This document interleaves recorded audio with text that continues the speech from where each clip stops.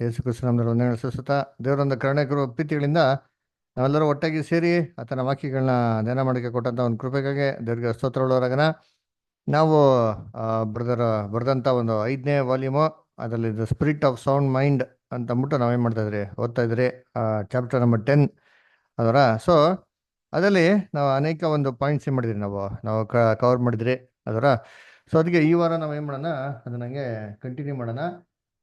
ಕನ್ನಡದಲ್ಲಿ page number 158 156, ಇಂಗ್ಲೀಷಲ್ಲಿ page number 252. So ಯಾರೋ ಬರೋ ಸಿಸ್ಟರ್ಸ್ ಎಲ್ಲ ಓದಂಗಿದ್ರೆ ಕೈಗಳೆತ್ತಿದ್ರೆ ಅವ್ರಿಗೆ ಅವಕಾಶ ಕೊಡೋಕೆ ಅನುಕೂಲ ಆಗ್ಬೋದು. ಪವಿತ್ರಾತ್ಮನ ಅನುಗ್ರಹಿಸುವಿಕೆಯು ಯಾವಾಗ ಮತ್ತು ಯಾವ ರೀತಿಯಲ್ಲಿ ಒಬ್ಬ ಕ್ರೈಸ್ತನಿಗೆ ತನ್ನ ನಿರ್ಣಯಗಳನ್ನು ಸರಿಪಡಿಸಿಕೊಳ್ಳುವಂತೆ ಮಾಡುತ್ತದೆ ಮತ್ತು ಆತನಿಗೆ ಅದು ಸ್ವಸ್ಥ ಮನಸ್ಸಿನ ಆತ್ಮವಾಗುತ್ತದೆ ಎಂಬ ಪ್ರಶ್ನೆ ಉದ್ಭವಿಸುತ್ತದೆ.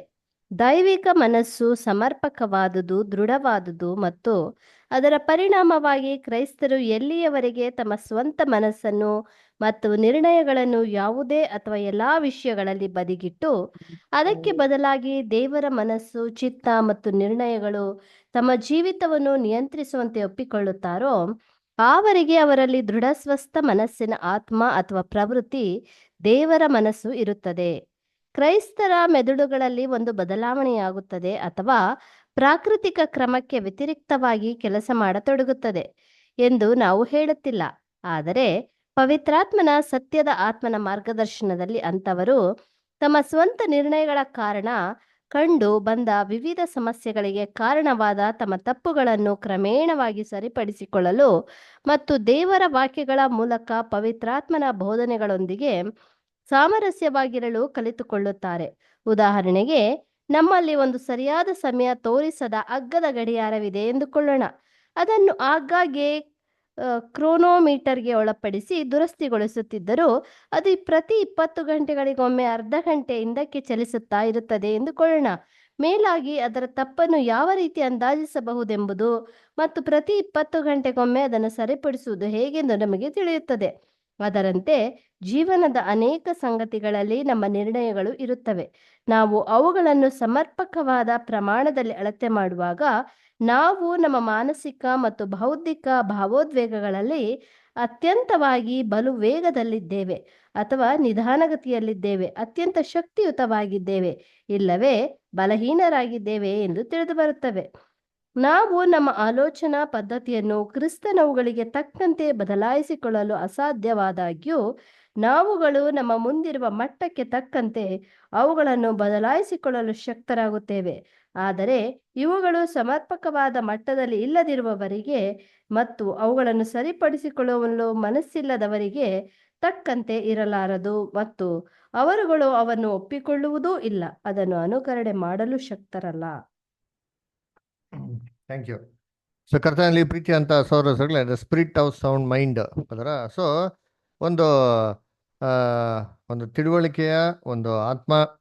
ಸೊ ಇದು ದೇವ್ರ ಮಕ್ಕಳಿಗೆ ಯಾವಾಗಪ್ಪ ಕೊಡ್ತಾರೆ ಅಂತ ನೋಡ್ಬೇಕಾದ್ರೆ ಏನ್ರಿ, ಯಾವಾಗ ನಮ್ಮ ಜಡ್ಜ್ಮೆಂಟ್ಗಳನ್ನ ನಾವು ಜೀವನದಲ್ಲಿ ತೊಗೊಳಂಥ ನಿರ್ಧಾರಗಳನ್ನ ಸತ್ಯವೇದದ ಅನುಗುಣವಾಗಿ ತೊಗೊಳಕ್ಕೆ ನಿರ್ಧಾರ ಮಾಡ್ತಿರೋ ಆವಾಗ ದೇವ್ರು ಏನು ಮಾಡ್ತಾರೆ, ಈ ಒಂದು ಸ್ಪಿರಿಟ್ ಆಫ್ ಸೌಂಡ್ ಮೈಂಡ್ ನಮಗೆ ಕೊಡ್ತಾರೆ ಅಂತ ನಾವೇನು ಮಾಡ್ತೀರಿ ನೋಡ್ತೀರಿ. ಸೊ ಅದು ಏನಪ್ಪ ಅಂತಂದರೆ, ನಮ್ಮ ಜೀವನದಲ್ಲಿ ನಾವು ಏನೋ ಮಾಡ್ದಿರಾ ಆಟೋಮೆಟಿಕ್ಕಾಗಿ ಏನಾರೋ ಹಂಗೆ ಮ್ಯಾಜಿಕ್ ಆಗಿ ಬದಲಾವಣೆ ಆಗ್ತದಾ ಅಂತಂದರೆ ಏನ್ರಿ, ನಮ್ಮ ಒಂದು ಜ್ಞಾನದಲ್ಲಿ, ಬುದ್ಧಿಯಲ್ಲಿ ಅಥವಾ ನಮ್ಮ ಒಂದು ಮೈಂಡಲ್ಲಿ ಏನಾರೋ ಚೇಂಜಸ್ ಆಗ್ತದೆ ಅಂದರೆ ಆಟೋಮೆಟಿಕ್ಕಾಗಿ ಮೈಂಡಲ್ಲಿ ಏನು ಮಾಡೋಕ್ಕೆ ಹೋಗಲ್ಲ, ಯಾವುದೇ ರೀತಿ ಒಂದು ಚೇಂಜಸ್ಸು ಆಗೋದಕ್ಕೆ ಹೋಗಲ್ಲ. ಸೊ ಅದನ್ನು ಚೇಂಜ್ ನಾವು ಮಾಡ್ಕೊಂಡಾಗೇ ಏನಾಗೋದು, ಅದರಲ್ಲಿ ಬದಲಾವಣೆ ಏನಾಗೋದು ಅಲ್ಲಿ ಬರೋದು ಅದರ. ಅದಕ್ಕೆ ನೋಡ್ಬೇಕಾದ್ರೆ ಇದು ಹೇಳ್ತಾರೆ ರೆಕ್ಟಿಫಿಕೇಶನ್ ಆಫ್ ಎರರ್ಸ್ ಅಂತ ಹೇಳ್ತಾರೆ. ಅದರ ಏನಪ್ಪ ಅದು ಅಂತಂದರೆ, ನಮ್ಮ ಜೀವನದಲ್ಲಿ ಎಷ್ಟೋ ಒಂದು ಕುಂದು ಕೊರತೆಗಳು, ಲೋಪದೋಷಗಳು ಅಥವಾ ಪಾಪಗಳು ಏನು ಮಾಡ್ತಾಯಿರ್ತೀವಿ, ನಾವು ಮಾಡ್ತಾಯಿರ್ತೀರಿ.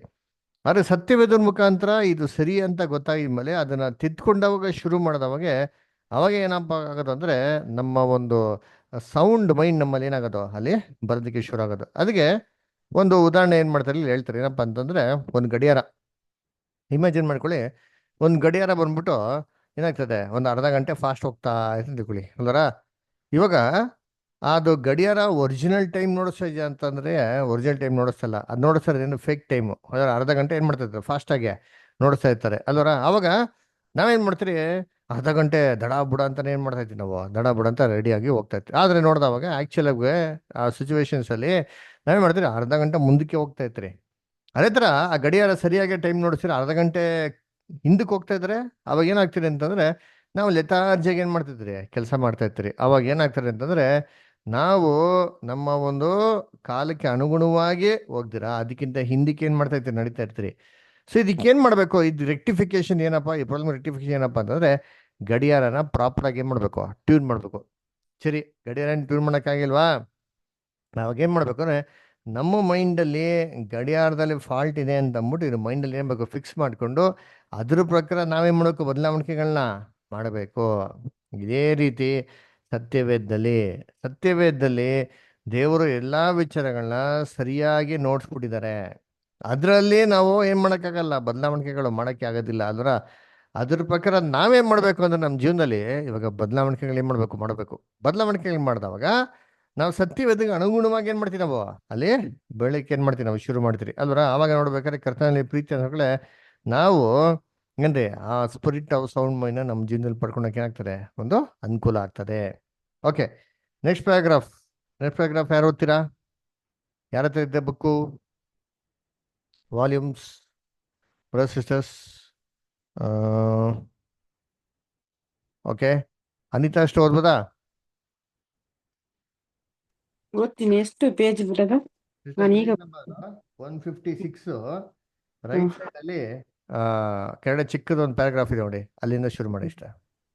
ಹ್ಮ್ 156. ಹ್ಮ್ ಹ್ಮ್ ಇಂತಹ ಅಂತ ಅಯ್ಯ, ಪವಿತ್ರ ಆತ್ಮನದ ಇಂತಹ ಇಲ್ಲ, ಇಂಥ ಸ್ವಸ್ಥತೆ.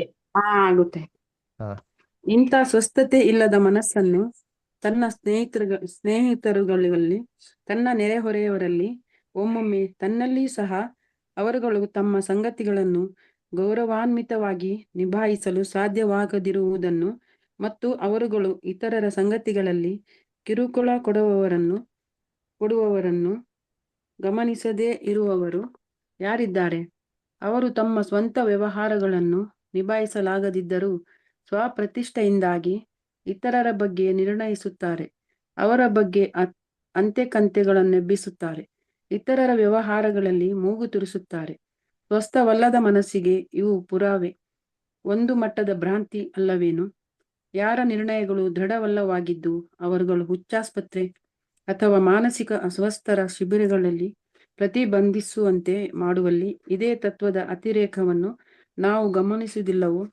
ಹುಚ್ಚಾಸ್ಪತ್ರೆಗಳಲ್ಲಿರುವ ಕೆಲವರಲ್ಲಿ ಸ್ವಪ್ರತಿಷ್ಠೆ, ಅನುಮೋದನೆ ಮತ್ತು ಅಂಜಿಕೆ ಇವುಗಳು ಸಂಶಯಾತೀತವಾಗಿ ಮಾನಸಿಕ ತೊಂದರೆಗಳ ಬುನಾದಿಗಳಾಗಿವೆ. ಉಳಿದವರಲ್ಲಿ ಹೆಚ್ಚಿನವರು ಭೂತ ಹಿಡಿದವರಂತೆ ಬುದ್ಧಿಭ್ರಮಣರಾಗಿರುತ್ತಾರೆ.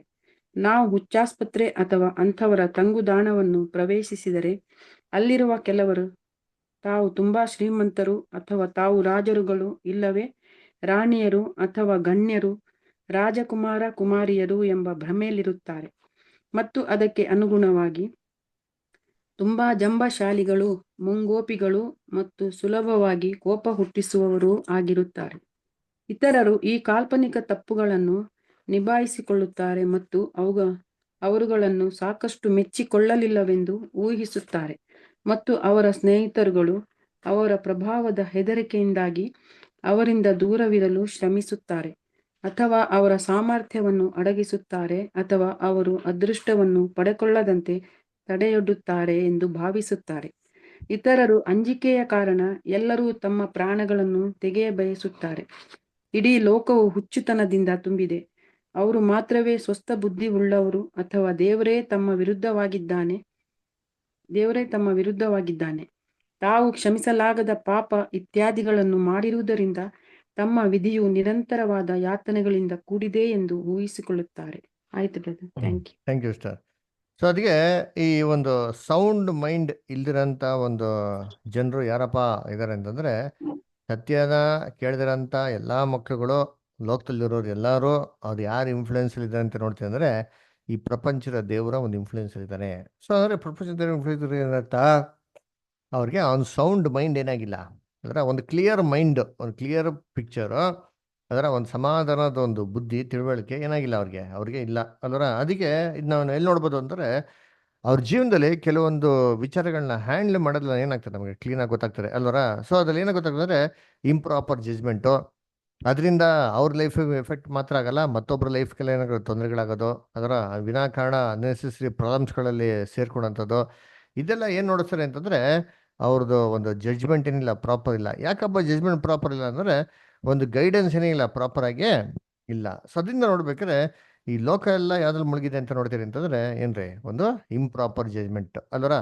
ಇನ್ನೊಂದು ಏನಪ್ಪ ಅಂದ್ರೆ ಅದಕ್ಕೆ ನೋಡ್ಬೇಕಾದ್ರೆ ಏನಪ್ಪ ನೋಡ್ತೀರಿ, ಬ್ಯಾಡದಿರೋಂಥ ವಿಚಾರಗಳನ್ನ, ಮತ್ತೊಬ್ರು ವಿಚಾರಗಳನ್ನ ಅಧಿಕವಾಗಿ ಮಾತಾಡೋಂಥದ್ದು ಕೂಡ ನೋಡ್ಬೇಕಾದ್ರೆ ಏನಪ್ಪ ಅಂತಂದ್ರೆ ಇದು ಅನ್ಸೌಂಡ್ ಮೈಂಡ್ದು ಒಂದು ಲಕ್ಷಣ ಅಂತ ಹೇಳ್ತಾರೆ ಅಲ್ವರ. ಒಂದು ಸೌಂಡ್ ಮೈಂಡ್ ಅಲ್ಲರ, ಒಂದು ಕ್ಲಿಯರ್ ಆಗಿರೋ ಮೈಂಡ್ ಆಗಿರೋದ್ರೆ ಏನು ಮಾಡ್ತಾರೆ ಅಂದರೆ ಬ್ಯಾಡದಿರೋಂಥ ವಿಚಾರಗಳು ನಮ್ಗೇನಕ್ಕಪ್ಪ, ಅದು ನಮ್ಗೇನು ಲಾಭ ಇಲ್ಲ ಅಂತ ಏನು ಮಾಡ್ತಾರೆ, ನಿರ್ಧಾರ ಮಾಡ್ತಾರೆ. ಆದರೆ ಯಾರಿಗೆ ಒಂದು ಒಂದು ಏನಪ್ಪ ಸಮಾಧಾನದ ಒಂದು ಬುದ್ಧಿ ಜ್ಞಾನ ಇಲ್ವೋ, ಅವ್ರೇನು ಮಾಡ್ತಾರೆ, ಬ್ಯಾಡದಿರೋಂಥ ವಿಚಾರಗಳೆಲ್ಲ ತಲೆ ಹಾಕಿ ಬ್ಯಾಡದಿರೋಂಥದ್ದು ಬಗ್ಗೆ ಎಲ್ಲ ಮಾತಾಡೋದಕ್ಕೆ ಏನು ಮಾಡ್ತಾರೆ, ಅಲ್ಲಿ ಶುರು ಮಾಡ್ತಾರೆ. ಇದೇನಪ್ಪ ಅಂದರೆ ಇದು ಒಂದು ಲೆವೆಲ್ಗೆ ಹುಚ್ಚುತನ ಅಂತ ಹೇಳ್ತಾರೆ ಅದರ. ಏನ್ರಿ, ಮೆಂಟಲ್ ಹಾಸ್ಪಿಟ್ಲ್ಗೆ ಹೋಗೋಂಥ ಹುಚ್ಚುತನ ಅಲ್ಲ, ಆದರೂ ಒಂದು ಉಚಿತನ ಅಂತ ಅಂದ್ಬಿಟ್ಟು ಹೇಳ್ತಾರೆ. ಯಾಕಂದರೆ ಇದು ಅನ್ನೆಸೆಸರಿ ಒಂದು ವಿಚಾರ. ಬೈಬಲ್ ಏನು ಹೇಳ್ತಾರೆ, ನಮಗೆ ಸಂಬಂಧಪಟ್ಟಿಲ್ದಿರೋಂಥ ವಿಚಾರದಲ್ಲಿ ನಾವು ತಲೆ ಹಾಕೋದು ಹೇಗಿರ್ತಾರೆ ಅಂತಂದರೆ ಸುಮ್ಮನೆ ಇರೋಂಥ ನಾಯಿನ ಕಿವಿ ಇಟ್ಕೊಂಡು ಎತ್ತದಂಗೆ ಅಂತ ಹೇಳ್ತಾರೆ ಅದರ. ಈಗ ಬೈಬಲಲ್ಲಿ ಇದು ಜ್ಞಾನೋಕ್ತಿಯಲ್ಲಿ ನಮ್ಗೆ ಏನು ಮಾಡ್ತಾರೆ ಬರ್ತಾರೆ ಅದರ. ನಾಯಿನ ಕಿವಿ ಇಟ್ಕೊಂಡಿರ್ತಾರೆ, ಏನು ಮಾಡ್ತದೆ, ಎಂಥ ಮುದ್ದು ನಾಯಿ, ಮನೇಲಿ ಸಾಕಿರೋ ನಾಯಿ ಸಹ ನಾಯಿ ಏನು ಮಾಡ್ತಾರೆ, ಕಚ್ಚಿಬಿಡ್ತಾರೆ ಅದರ. ಸೊ ಆ ರೀತಿ ಅದರಿಂದ ಏನಪ್ಪ ಆಗ್ತಾರೆ ಅಂದರೆ ನಮಗೆ ಬೇಡದಂಥ ತೊಂದರೆಗಳೇನಾಗ್ತಾರೆ ಆಗ್ತವೆ ಹೊರತು ಬೇರೆ ಏನೂ ಆಗಲ್ಲ. ಅದಕ್ಕೆ ಇದು ಎಕ್ಸಾಂಪಲ್ ಕೊಡ್ತಾರೆ. ಏನಪ್ಪ ಅಂದರೆ ಉಚ್ಚ ಆಸ್ಪತ್ರೆಯಲ್ಲಿ ಅದರ, ಉಚ್ಚ ಆಸ್ಪತ್ರೆಯಲ್ಲಿ ಇರೋರು ಏನ್ರಿ ಇನ್ನೂ ಹೈ ಲೆವೆಲಲ್ಲಿ ಏನಾಗಿರೋದು, ಒಂಥರ ಒಂಥರ ಕಂಪ್ಲೀಟ್ಲಿ ಡಿಸೀವ್ಡ್ ಆಗಿರೋರು ಯಾರಲ್ಲಿ ಅಂತಂದರೆ ಈ ಅನ್ಸೌಂಡ್ ಮೈಂಡ್ ಇರೋರನ್ನ ಸೇತಾನ ಏನು ಮಾಡ್ತಾರೆ, ಒಂದು ಲೆವೆಲ್ವರೆಗೆ ಏನು ಮಾಡ್ತಾರೆ, ಅವನ್ನ ಗ್ರಿಪ್ಪಲ್ಲಿ ಹಿಡಿತಾನೆ ಅಂತ ಹೇಳ್ತಾನೆ ಅದರ. ಇಡೀ ಜಗತ್ತ ಏನು ಮಾಡ್ತಾನೆ ಅವನು ತನ್ನ ಒಂದು ಹಿಡಿತಲ್ಲಿ ಇಟ್ಕೊಂಡಿದ್ದಾನೆ, ಆದರೆ ಇವ್ರನ್ನ ಮಾತ್ರ ಇನ್ನೂ ಸ್ಪೆಷಲ್ ಹೈ ಲೆವೆಲಲ್ಲಿ ಇಟ್ಕೊಂಡವನೆ. ಅದಕ್ಕೆ ಅದರಲ್ಲಿ ಕೆಲವು ಜನಕ್ಕೆ ಬುದ್ಧಿ ಭ್ರಮೆ, ಬುದ್ಧಿನೇ ಏನಾಗಿಲ್ಲ, ಸರಿ ಇಲ್ಲ. ಯಾವ ಲೆವೆಲಲ್ಲಿ ಸರಿ ಇಲ್ಲ ಅಂತಂದರೆ ಅವ್ರು ತನ್ನಷ್ಟಕ್ಕೆ ತಾನೇ ಏನು ಮಾಡ್ತಾರೆ, ದೊಡ್ಡ ದೊಡ್ಡದಾಗಿ ಶ್ರೀಮಂತರ ಥರ, ದೊಡ್ಡ ಜ್ಞಾನಿಗಳ ಥರ, ದೊಡ್ಡ ಪಂಡಿತರ ಥರ, ದೊಡ್ಡ ರಾಜರ ಥರ ಅದರ ಆ ಥರ ಏನು ಮಾಡ್ತಾರೆ ಬಿಹೇವ್ ಮಾಡೋದು ನೋಡ್ತೀರಿ ಅದರ. ಮತ್ತೊಬ್ಬರನ್ನೆಲ್ಲ ಏನು ಮಾಡೋದು, ಮತ್ತೊಬ್ಬರೆಲ್ಲ ಏನೂ ಇಲ್ಲ ಅದರ, ಮತ್ತೊಬ್ಬರೆಲ್ಲ ಇವರು ಕೆಳಗಡೆ ಇರೋ ಥರ. ಸೊ ಈ ಥರ ಟ್ರೀಟ್ ಮಾಡೋದು, ಈ ಥರ ಬಿಹೇವ್ ಮಾಡೋದು ಏನು ಮಾಡ್ತೀರಿ ಅಲ್ಲಿ ನೋಡ್ತೀರಿ. ಯಾಕಪ್ಪ ಅಂತಂದರೆ ಅದು ಸ್ಪಿರಿಟ್ ಆಫ್ ಸೌಂಡ್ ಮೈಂಡ್ ಲಕ್ಷಣ ಅದರ.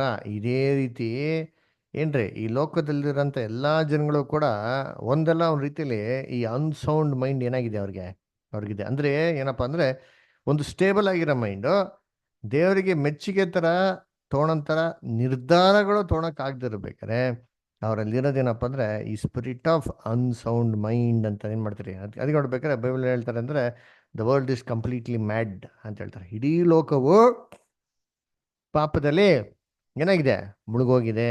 ಪಾಪದಲ್ಲಿ ಏನಾಗಿದೆ, ಸಂಪೂರ್ಣವಾಗಿ ಮುಳುಗೋಗಿದೆ ಅಂತ ಹೇಳ್ತಾರೆ ಅಲ್ಲ. ಅದಕ್ಕೆ ಬೈಬಲ್ ಹೇಳ್ಬೇಕಾದ್ರೆ ನೀತಿವಂತರ ಜನವರ ಒಬ್ಬರು ಇಲ್ಲ, ದೇವ್ರನ್ನ ಹುಡ್ಕೋರು ಒಬ್ಬರು ಇಲ್ಲ ಅಂತ ನಾವು ಏನಕ್ಕೆ ನೋಡ್ತೀರಿ ಅಂತಂದರೆ ಯಾರಿಗೂ ಒಂದು ಸೌಂಡ್ ಮೈಂಡ್ ಏನಾಗಿಲ್ಲ ಇಲ್ಲ. ಆಮೇಲೆ ಬೈಬಲ್ ಹೇಳ್ತಾರೆ ಎಲ್ಲರೂ ಪಾಪ ಮಾಡಿ ದೇವರ ಕೃಪೆ ಏನು ಮಾಡ್ತಾರೆ, ಮಹಿಮೆನ ಕಳ್ಕೊಂಡಿದ್ದಾರೆ ಅಂತ. ದೇವರ ಮಹಿಮೆ ಅಂದರೆ ಏನಪ್ಪ ಅಂತಂದರೆ ದೇವರು ಮನುಷ್ಯನ ಸೃಷ್ಟಿ ಮಾಡ್ಬೇಕಾದ್ರೆ ಅಷ್ಟು ಜ್ಞಾನಿಯಾಗಿ, ಅಷ್ಟು ಬುದ್ಧಿವಂತನಾಗಿ, ಒಂದು ಸಮಾಧಾನದ ಬುದ್ಧಿ ಏನು ಮಾಡಿದ್ರು, ಒಂದು ಮನಸ್ಸು ಏನು ಮಾಡಿದ್ರು, ಅವ್ನಿಗೆ ಜ್ಞಾನ ಬುದ್ಧಿ ತಿಳುವಳಿಕೆನ ಕೊಟ್ಟಿದ್ರು. ಅದರ ಅದಕ್ಕೆ ಬೈಬಲ್ ನೋಡ್ಬೇಕಾದ್ರೆ ಆದಾಮ ಏನು ಮಾಡ್ತಾನೆ, ಎಲ್ಲ ಪ್ರಾಣಿಗಳಿಗೆ ಹೆಸರು ಕೊಡ್ತಾನೆ. ಅದರ ನೋವಾ ಏನು ಮಾಡ್ತಾನೆ, ಆ ಕಾಲದಲ್ಲೇ ಟಾರ್ನ ಕಂಡುಹಿಡಿದಿದ್ದ, ದೊಡ್ಡ ನಾವೇನು ಕಟ್ಟಕ್ಕೆ ಏನಾಗಿದ್ರು ಅದರ ಪ್ಲ್ಯಾನ್ ಮಾಡಿದ್ರು. ಅದರ ಎಷ್ಟು ದೊಡ್ಡ ನಾವೇ ಅಂದರೆ 150 ಫೀಟು ಅದರ. ಆ ನಾವೇ 1 ವರ್ಷ ಏನು 1 ತಿಂಗಳು 15 ದಿವಸ ಅದು ಸಮುದ್ರದಲ್ಲಿದ್ದು, ಅಂಥ ಭಯಂಕರ ಸಮುದ್ರ ಅಲ್ಲರ. ಅದ್ರಲ್ಲೂ ಕೂಡ ಏನಾಗಿಲ್ಲ, ಮುಳುಗಲೇ ಇಲ್ಲ. ಎಲ್ಲ ಪ್ರಾಣಿಗಳನ್ನ ಸಾಕೋದಕ್ಕೆ ಸಂಪೂರ್ಣವಾಗಿ ಎಲ್ಲ ವ್ಯವಸ್ಥೆಗಳನ್ನ ಏನು ಮಾಡಿದ್ರು, 1 ವರ್ಷದವರೆಗೂ ಕೂಡ ಮಾಡ್ಕೊಂಡಿದ್ರು. ಸೊ ಮನುಷ್ಯನಿಗೆ ಸಮಾಧಾನದ ಒಂದು ಜ್ಞಾನದ ಒಂದು ಬುದ್ಧಿ ದೇವರು ಸೃಷ್ಟಿ ಮಾಡ್ಬೇಕಾದ್ರೆ ಕೊಟ್ಟಿದ್ರು. ಇವತ್ತೇನಾಗಿದೆ ಅಂದರೆ ಮನುಷ್ಯ ಪಾಪದಲ್ಲಿ ಎಷ್ಟು ಕೆಳಮಟ್ಟಿಗೆ ಬಿದ್ದಿದ್ದಾನಂತಂದರೆ ಅವನಿಗೆ ಆ ಒಂದು ಸೌಂಡ್ ಮೈಂಡ್ ಏನಾಗಿಲ್ಲ ಇಲ್ಲ. ಅದಕ್ಕೆ ಲೋಕದಲ್ಲಿರೋಂಥ ಮೆಜಾರಿಟಿ ಸಮಸ್ಯೆಗಳಿಗೆ ಏನಪ್ಪ ಕಾರಣ ಅಂದರೆ ಅನ್ಸೌಂಡ್ ಮೈಂಡ್. ಅದರ ಯೋಚನೆ ಮಾಡಿರ್ತೀವಿ, ಒಂದು ಫ್ಯಾಮಿಲಿಯಲ್ಲಿ ಕಿತ್ಲಾಟ ಜಗಳ ಏನಕ್ಕೆ, ಅನ್ಸೌಂಡ್ ಮೈಂಡು. ಇವರು ಸಮಾಧಾನ ಇರೋಕ್ಕಾಗಲ್ಲ, ಯಾಕಪ್ಪ ಅಂದರೆ ಈಗೋ ಅದರ ಅನ್ಸೌಂಡ್ ಮೈಂಡು. ಅದರ ಜಗಳ ಬರ್ತಾರೆ ಏನಕ್ಕೆ, ಅನ್ನೆಸೆಸರಿ ಫ್ರಿಕ್ಷನ್ಸ್, ಒಬ್ಬರೊಬ್ಬರು ಬಿಟ್ಕೊಡೋಕ್ಕೇನಿಲ್ಲ, ಮನಸ್ಸಿಲ್ಲ.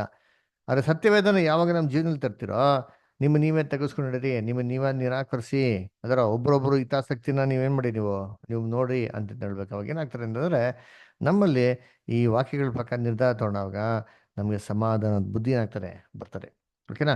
ನೆಕ್ಸ್ಟ್ ಪ್ಯಾರಾಗ್ರಾಫ್ ಯಾರು ಓದ್ತೀರಾ? ಓದ್ಲಾ? ಓದಿ ಮ್ಯಾಗಿಸ್ಟರ್. ಇವುಗಳೆಲ್ಲವೂ ಮಾನಸಿಕ ದುಸ್ಥಿತಿಯ ಅತಿರೇಕದ ಗುಣಲಕ್ಷಣಗಳು ಮತ್ತು ಇದನ್ನು ಗಮನಿಸುವವರು ಪ್ರತಿನಿತ್ಯವೂ ಲೋಕದ ಎಲ್ಲಾ ನಡೆಗಳಲ್ಲಿ ಕಂಡುಕೊಳ್ಳುತ್ತಾರೆ.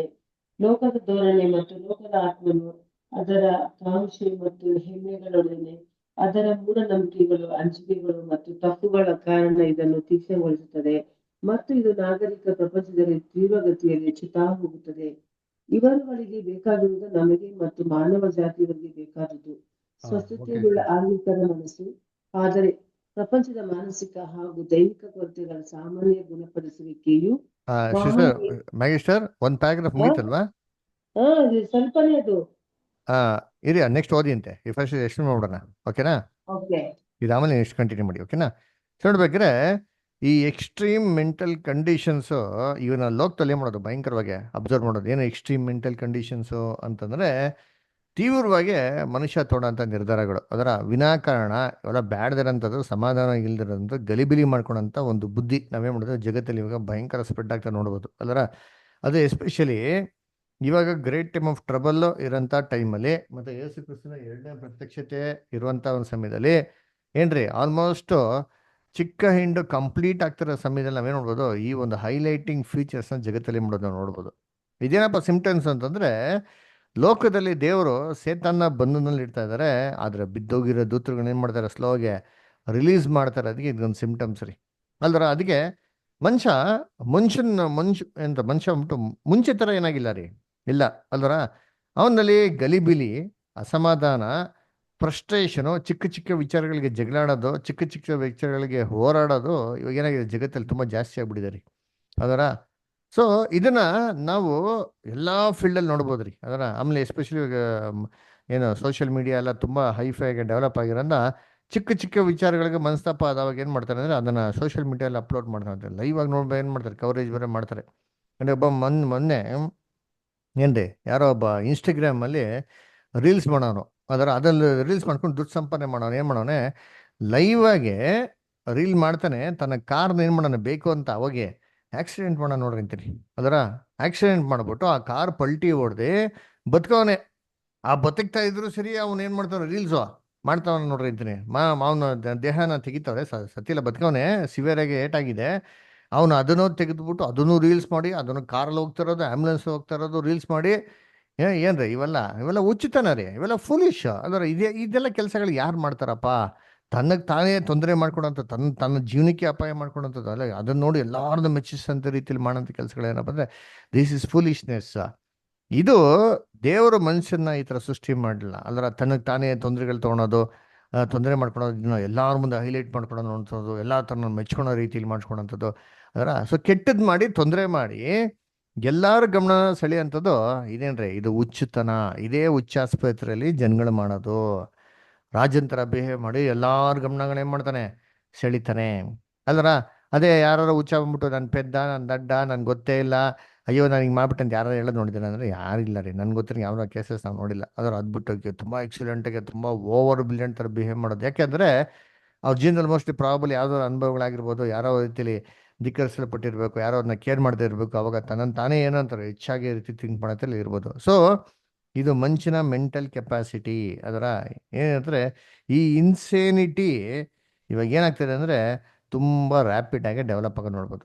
ಇನ್ನೊಂದು ಕೇಸ್ ನೋಡೋದಲ್ಲ, ಜಸ್ಟ್ ಒಂದು 15 ದಿವಸ ಮುಂಚೆ 4 ಜನ ಹೆಣ್ಮಕ್ಳು ಅದೇನೋ ಗೇಮ್ಸ್ ಆಡ್ತಾ ಇದ್ರಂತೆ. ಅವರಪ್ಪ ಆಡ್ಬೇಡ ಅಂತ ನಿನಗೆ ಗೋಡೆ ಮೇಲೆ ಏನ್ರಿ ಬರೆದಿಟ್ಬಿಟ್ಟು ಏನು ಮಾಡೋರೆ 4ನೇ ಫ್ಲೋರ್ ಎಷ್ಟೋ ಫ್ಲೋರಿಂದ ಬಿದ್ದು ಆತ್ಮಹತ್ಯೆ ಮಾಡ್ಕೊಳೋರು. ಏನು ಯೋಚನೆ ಮಾಡಿರ್ತೀನಿ, ಸುಮ್ಮನೆನಾ ಮಾಡಿ ಮೇಲಿಂದ ಸುಮ್ಮನೆ ಎಗ್ರಿ ಬಿಡೋಕೆ ಏನು ಧೈರ್ಯ ಬಿಡವಾ? ಅಲ್ಲ ಯಾರಿಗೂ ಭಯ ಬರಲ್ವಾ? ಮಾಡಿ ಮೇಲೆ ನಿಂತ್ಕೊಂಡು ನೋಡಿದ್ರೆ ಭಯ ಬರ್ತದೆ. ಅದ್ರ ಮೇಲೆ ಇದ್ದು ಎಗರಬೇಕು ಅಂದರೆ ಯಾವ ಥರ ಬೋಲ್ಡ್ ಫೀಲಿಂಗ್ ರೀ. ಯೋಚನೆ ಮಾಡಿರ್ತೀರಿ. 4 ಜನ ಹೆಣ್ಮಕ್ಳು ಕೂಡ ಅವರಪ್ಪ ಅಮ್ಮ ಹೆಂಗಿರ್ಬೇಕಾದ್ರೆ ಇದೆಲ್ಲ ಕಂಪ್ಲೀಟ್ ಇನ್ಸ್ಯಾನಿಟಿ. ಇದೇನಂದರೆ ಎಲ್ಲ there all under the influence of the devil. ಅದರ ಒಂದು ಸಮಾಧಾನದ ಬುದ್ಧಿ ಇಲ್ದಿರೋದು, ಬಾಯಿಗೆ ಬಂದಿದ್ದೆಲ್ಲ ಮಾತಾಡೋಂಥದ್ದು, ಅದರ ಮಿಸ್ಬಿಹೇವ್ ಮಾಡೋಂಥದ್ದು, ಅದರ ಏನ್ರಿ ಹೊರಗಡೆ ಒಂಥರ ಇರೋದು, ಒಳಗಡೆ ಒಂಥರ ಇರೋದು, ಇದೆಲ್ಲ ಏನಪ್ಪ ಅಂದರೆ ಇವೆಲ್ಲ complete symptoms and science of unsound mind. ಬುದ್ಧಿ ಏನಾಗಿಲ್ಲ, ಸರಿಯಾಗಿಲ್ಲ. ಸೊ ಇದು ಬುದ್ಧಿ ಸರಿ ಇಲ್ದಿದ್ದಕ್ಕೆ ಏನು ಕಾರಣ ಅಂದರೆ ಮೇನ್ ಡಿಮಾನಿಕ್ ಪೊಸೆಷನ್. ಆಮೇಲೆ ಇವಾಗ ಎಸ್ಪೆಷಲಿ ಈ ಟೈಮಲ್ಲಿ ಫಾಲನ್ ಏಂಜಲ್ಸ್ ಇನ್ಫ್ಲುಯೆನ್ಸ್. ಇನ್ನೊಂದು ಎಕ್ಸಾಂಪಲ್ ನೋಡ್ಬೋದು. ಏನಪ್ಪ ಅಂದರೆ ಈ ಡೊನಾಲ್ಡ್ ಟ್ರಂಪ್ ಅವರ ಇರಾನ್ ಮೇಲೆ ಏನು ಮಾಡಿದ್ರು, ಅಟ್ಯಾಕ್ ಮಾಡಿದ್ರು. ಏನಪ್ಪ ಕಾರಣ? ಏನಾರ ಪ್ರಾಬ್ಲಮ್ ಇತ್ತ ಅಂದರೆ ನನಗೆ ಗೊತ್ತಿರೋಂಗೆ ಯಾವುದು ಪ್ರಾಬ್ಲಮ್ ನಮಗೆ ಕಾಣಿಸಿಲ್ಲಪ್ಪ. ಸುಮ್ಮನೆ ಗ್ರೆಜ್ಜು, ಸುಮ್ಮನೆ ರಿವೆಂಜು, ಅದೇನು ಮಾಡಿದ್ರು ಇವಾಗ ಅದ್ಮೇಲೆ ಅಟ್ಯಾಕ್ ಮಾಡಿದ್ರು. ಇದರಿಂದ ಯಾರಿಗಪ್ಪ ತೊಂದರೆ ಆಯಿತು ಅಂದರೆ ಅಮೇರಿಕಾಗಂತೂ ಏನೂ ತೊಂದರೆ ಆಗಿಲ್ಲ ನೋಡ್ತೀನಿ. ವರ್ಲ್ಡಲ್ಲಿ 60% ಫ್ಯೂಯಲ್ ಸಪ್ಲೈ ಮಾಡೋದು ಯಾರಪ್ಪ ಅಂತಂದರೆ ಇರಾನ್ ರೀ, ಅಲ್ವರ? ಸೊ ಅದರಿಂದ ಒಂದೇ ವಾರ, ಇನ್ನೂ ಒಂದು ವಾರ ಕೂಡ ನೆಟ್ಟಿಗಾಗಿಲ್ಲ, ಏನೋ ಫುಲ್ ಫ್ಲೆಜ್ಜಲ್ಲಿ ಇನ್ನೂ ಯುದ್ಧಗಳಾಗಿಲ್ಲ ರೀ. ಅಷ್ಟಿಗೆ ಏನು ತೊಂದರೆ ಆಗ್ಬಿಟ್ಟಿದೆ ಅಂತಂದರೆ ಎಲ್ಲ ಕಡೆ ಏನ್ರಿ ಇವಾಗ ಫ್ಯೂಯಲ್ ಕೊರತೆಗಳೇನಾಗಿದೆ, ಶುರು ಆಗಿದೆ. ಅದರ ಯೋಚನೆ ಮಾಡಿಂತೀನಿ. ಇದು ಇನ್ನೂ ಭಯಂಕರವಾಗಿ ತೀವ್ರವಾಗಿ ಹೋದಾಗ ಏನಾಗ್ತದೆ ಅದರ ಎಲ್ಲರಿಗೂ ಸಿಕ್ಕಾಪಟ್ಟೆ ತೊಂದರೆಗಳಾಗ್ತದೆ, ಅಲ್ವರ? ಇದೀಗ ನೋಡಿ, ಇದು foolish decision, this is not at all required. ಇದರಿಂದ ಏನಾಯ್ತು ಅಂದರೆ ಇರಾನ್ ಬಂದ್ಬಿಟ್ಟು ಎಲ್ಲೆಲ್ಲಿ ಅರಬ್ ದೇಶದಲ್ಲಿ ಅಮೆರಿಕನ್ ಕಾನ್ಸುಲೇಟ್ಗಳು, ಅಮೆರಿಕನ್ ಬೇಸಸ್ಗಳಿದೆಯೋ ಇದನ್ನೆಲ್ಲ ಹೊಡೆದು ಬಿಸಾಕ್ತವ್ರೆ. ಅವರ ಸುಮ್ಮನೆ ಅನ್ನೆಸೆಸರಿ ಇವಾಗ ಸೌದಿ ಅರೇಬಿಯಾ ಆಗಲಿ, ಅಬುದಾಬಿ ಆಗಲಿ, ಕುವೈಟ್ ಆಗಲಿ, ಇರಾಕ್ ಆಗಲಿ, ಏನ್ರಿ ಇವರೆಲ್ಲರಿಗೂ ಏನಾಗ್ಬಿಟ್ಟಿದೆ ಅಂದರೆ ಇರಾನ್ ಮೇಲೆ ಒಂಥರ ಏನ್ರಿ ಕೋಪ. ಯುದ್ಧಕ್ಕೆ ಹೋಗಬೇಕಾ ಬೇಡವಾ ಅಂದರೆ ಯುದ್ಧಕ್ಕೆ ಹೋಗಕ್ಕೆ ಆಗ್ತಾ ಇಲ್ಲ. ಯಾಕಂದರೆ ಸಹೋದರ ಅದರ ಮುಸ್ಲಿಂ ರಾಜ್ಯದವರು, ಅರಬ್ ದೇಶದವರು, ಅವ್ರವ್ರು ಹೆಂಗೆ ಕಿತ್ತಾಡಕ್ಕೆ ಸಾಧ್ಯ? ಅದಕ್ಕೆ ಇವರೆಲ್ಲ ಅಮೆರಿಕ ಪ್ರೆಸಿಡೆಂಟ್ ಮೇಲೆ ಪ್ರೆಷರ್ ಆಗ್ತಾರೆ. ಯಾಕಪ್ಪ ಅನ್ನೆಸರಿ ನಮ್ಮನ್ನ ಯಾಕೆ ಯುದ್ಧಕ್ಕೆ ಸೆಳಿತಾ ಇದೆಯಾ ಅಂತಂದ್ಬಿಟ್ಟು. ಅದರ ಸೊ ಇಡೀ ವರ್ಲ್ಡ್ ಏನಾಗಿದೆ ಅಂದರೆ ಇವಾಗ ಟ್ರಂಪ್ ಏನಿದೆ ಕೋಪ, ಎಲ್ಲ ಇವನೇ ಕಂಟ್ರೋಲ್ ಮಾಡ್ತಾನಲ್ಲ, ಇವನೇ ಏನು ಮಾಡ್ತಾನೆ, ಇವ್ನು ಹೇಳ್ದಂಗೆ ಕೇಳಬೇಕಾ ಅಂತಂದ್ಬಿಟ್ಟು ಯಾರ ಮಾತು ಕೇಳಂದ್ರೆ ಟ್ಯಾಕ್ಸಸ್ ಹಾಕೋದು, ಅದರ ಸ್ಯಾಂಕ್ಷನ್ಸ್ ಮಾಡೋದು, ದಬ್ಬಾಳಿಕೆ ಮಾಡೋಂಥದ್ದು, ದೌರ್ಜನ್ಯ ಮಾಡೋಂಥದ್ದು. ಅದರ ಸೊ ಇದು ಅನ್ಸೌಂಡ್ ಮೈಂಡ್. ಅದರ ಸಮಾಧಾನದ ಒಂದು ಏನ ತಿಳುವಳಿಕೆಯ ಒಂದು ಆತ್ಮನೇ ಅಲ್ಲ ರೀ. ಅದರ ಇದೆಲ್ಲ ಕ್ಲಿಯರ್ ಸೈನ್ಸ್ ರೀ. ಇದು ನಾವೇನು ನೋಡ್ಬೋದು ಅಂದರೆ ಬರ್ತಾ ಬರ್ತಾ ಬರ್ತಾ ಏನ್ರಿ ಇನ್ನು ಸಮಾಜದಲ್ಲಿ ಇದನ್ನ ಜಾಸ್ತಿ ಆಗೋದು ನೋಡ್ತೀವಿ ನಾವು. ನಾವೇನಂತೀವಿ ಇವಾಗ ನಾವಿರೋಂಥ ಟ್ರೆಂಡಲ್ಲಿ ಮುಂದಕ್ಕೆ ಬರೋ ದಿನಗಳು ಇನ್ನೂ ಭಯಂಕರ ಫಾಸ್ಟಾಗಿ ಆಗ್ತಾರೆ, ಇನ್ನೂ ಭಯಂಕರವಾಗಿ ಆಗ್ತಾರೆ ನೋಡ್ತೀನಿ. ಈ ಹುಚ್ಚುತನ, ಈ ಮೊಂಡುತನ, ಮನುಷ್ಯರು ಒಂಥರ ವಿಪರೀತವಾಗಿ ಏನು ವಿಚಿತ್ರವಾಗಿ ಆಡೋಂಥದ್ದು ನಾವೇನು ಮಾಡೋದು ಜಗತ್ತಲ್ಲಿ ಜಾಸ್ತಿ ನೋಡ್ಬೋದು. ಸೊ ಇದು ಏನಪ್ಪ ಅಂದರೆ ಅನ್ಸೌಂಡ್ ಮೈಂಡ್ ಏನ್ರಿ ಎಕ್ಸಾಂಪಲ್. Okay, next paragraph. ಇವಾಗ ಮ್ಯಾಗಿಸ್ಟರ್ ಇನ್ನೊಂದು ಪ್ಯಾರಾಗ್ರಾಫ್ ಓದಿ. ಇವರುಗಳಿಗೆ ಬೇಕಾಗಿರುವುದು ನಮಗೆ ಮತ್ತು ಮಾನವ ಜಾತಿಗಳಿಗೆ ಬೇಕಾದುದು ಸ್ವಸ್ಥತೆಯುಳ್ಳ ಆಂತರಿಕ ಮನಸ್ಸು. ಆದರೆ ಪ್ರಪಂಚದ ಮಾನಸಿಕ ಹಾಗೂ ದೈಹಿಕ ಕೊರತೆಗಳ ಸಾಮಾನ್ಯ ಗುಣಪಡಿಸುವಿಕೆಯು ಮಹಾವೈದ್ಯರ ಕೈಯಲ್ಲಿರುವ ಸಮಯವು ಮಿಲಿಯಾಂತರ ಯುಗದಲ್ಲಿ ಸಂಪೂರ್ಣವಾಗಿ ಪರಿಸಲ್ಪಡುವ ಕಾಲವಾಗಿದೆ. ಆದರೆ ಆ ಯುಗವನ್ನು ಸೂಕ್ತ ಸಮಯ ಬರುವವರೆಗೆ ಪರಿಚಯಿಸಲು ಸಾಧ್ಯವಿಲ್ಲ ಮತ್ತು ಅದರ ಪರಿಹಾರ ಮತ್ತು ಆಶೀರ್ವಾದಗಳು ಈಗಲೇ ಬರಲಾರವು. ಈ ಸಮಯದಲ್ಲಿ ಕರೆಯಲ್ಪಟ್ಟ ಸುವಾರ್ಥ ಸಭೆಯು ತನ್ನ ಕರ್ತನ ಮತ್ತು ಆತನ ವಾಕ್ಯಗಳ ಮೂಲಕವಾಗಿ ಆತನ ಪವಿತ್ರಾತ್ಮನನ್ನು ಸ್ವಸ್ಥವಾದ ಮನಸ್ಸಿನ ಆತ್ಮನನ್ನು ಪಡಕೊಳ್ಳುತ್ತದೆ. ಇದು ತಂದೆಯ ಮನಸ್ಸು ಅಥವಾ ಆತ್ಮಕ್ಕೆ ಸಮನಾಗಿರುತ್ತದೆ. ಒಬ್ಬೊಬ್ಬನು ಪಡಕೊಂಡಿರುವ ಸೌಲಭ್ಯಗಳನ್ನು ಎಷ್ಟರ ಮಟ್ಟಿಗೆ ಉಪಯೋಗಿಸಿಕೊಳ್ಳುತ್ತಾನೋ ಅಷ್ಟರ ಮಟ್ಟಿಗೆ ಲೋಕದಲ್ಲಿರುವ ಅನುಕೂಲವನ್ನು ಬಾಧಿಸುವ ಸ್ವಾಭಾವಿಕವಾದ ಮನಸ್ಸಿನ ಮತ್ತು ದೇಹದ ತೊಂದರೆಗಳ ಮೇಲೆ ಉಪಯೋಗಿಸಲು ಸಹಾಯ ಪಡೆಯುತ್ತಾನೆ. ಅಪೊಸ್ತಲನ ಮೂಲಕವಾಗಿ ದೇವರ ಮಾತುಗಳು ನಮ್ಮನ್ನು ಈ ರೀತಿಯಾಗಿ ನಿರ್ದೇಶಿಸುತ್ತದೆ. ನಿಮ್ಮಲ್ಲಿ ಒಬ್ಬೊಬ್ಬನಿಗೂ ಹೇಳುವುದೇನೆಂದರೆ, ಯಾರೂ ತನ್ನ ಯೋಗ್ಯತೆಗೆ ಮೀರಿ ತನ್ನನ್ನು ಭಾವಿಸಿಕೊಳ್ಳದೆ ದೇವರು ಒಬ್ಬೊಬ್ಬನಿಗೆ ಎಂತೆಂಥ ವಿಶ್ವಾಸ ಬಲವನ್ನು ಕೊಟ್ಟನೋ ಅದಕ್ಕೆ ತಕ್ಕ ಹಾಗೆ ದೇಹಕ್ಕೆ ಅನುಸಾರವಾಗಿ ಅಲ್ಲ, ಆದರೆ ನೂತನ ಸ್ವಭಾವಕ್ಕನುಸಾರವಾಗಿ ನ್ಯಾಯವಾದ ಅಭಿಪ್ರಾಯದಿಂದ ತನ್ನನ್ನು ಭಾವಿಸಿಕೊಳ್ಳಬೇಕು.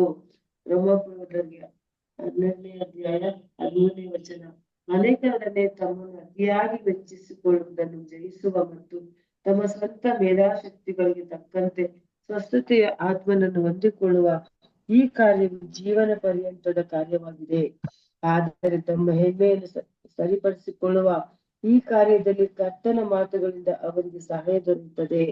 ಆ ಮಾತಿನೆಂದರೆ ಶಾಂತರು ಧನ್ಯರು, ಅವರು ಭೂಮಿಗೆ ಬಾಧ್ಯರಾಗುವರು. ಅಪೊಸ್ತಲನ ಮಾತುಗಳಿಂದ ನೆರವು ಪಡೆಯುತ್ತಾರೆ. ಅದೇನೆಂದರೆ ದೇವರು ಅಹಂಕಾರಿಗಳನ್ನು ಎದುರಿಸುತ್ತಾನೆ, ನಿನ್ನರಿಗಾದರೂ ಕೃಪೆಯನ್ನು ಅನುಗ್ರಹಿಸುತ್ತಾನೆ. ಹೀಗಿರುವುದರಿಂದ ದೇವರ ತ್ರಾಣವುಳ್ಳ ಹಸ್ತದ ಕೆಳಗೆ ನಿಮ್ಮನ್ನು ತಗ್ಗಿಸಿಕೊಳ್ಳಿರಿ. ಆತನು ತಕ್ಕ ಕಾಲದಲ್ಲಿ ನಿಮ್ಮನ್ನು ಮೇಲಕ್ಕೆ ತರುವನು. ಮತ್ತಾಯ 5ನೇ ಚಾಪ್ಟರ್ 5 verses. ಯಾಕೋಬ 4ನೇ 4th ಚಾಪ್ಟರ್ 6th verses. 1 ಪೇತ್ರ 5:6 ಎಂದಿದೆ.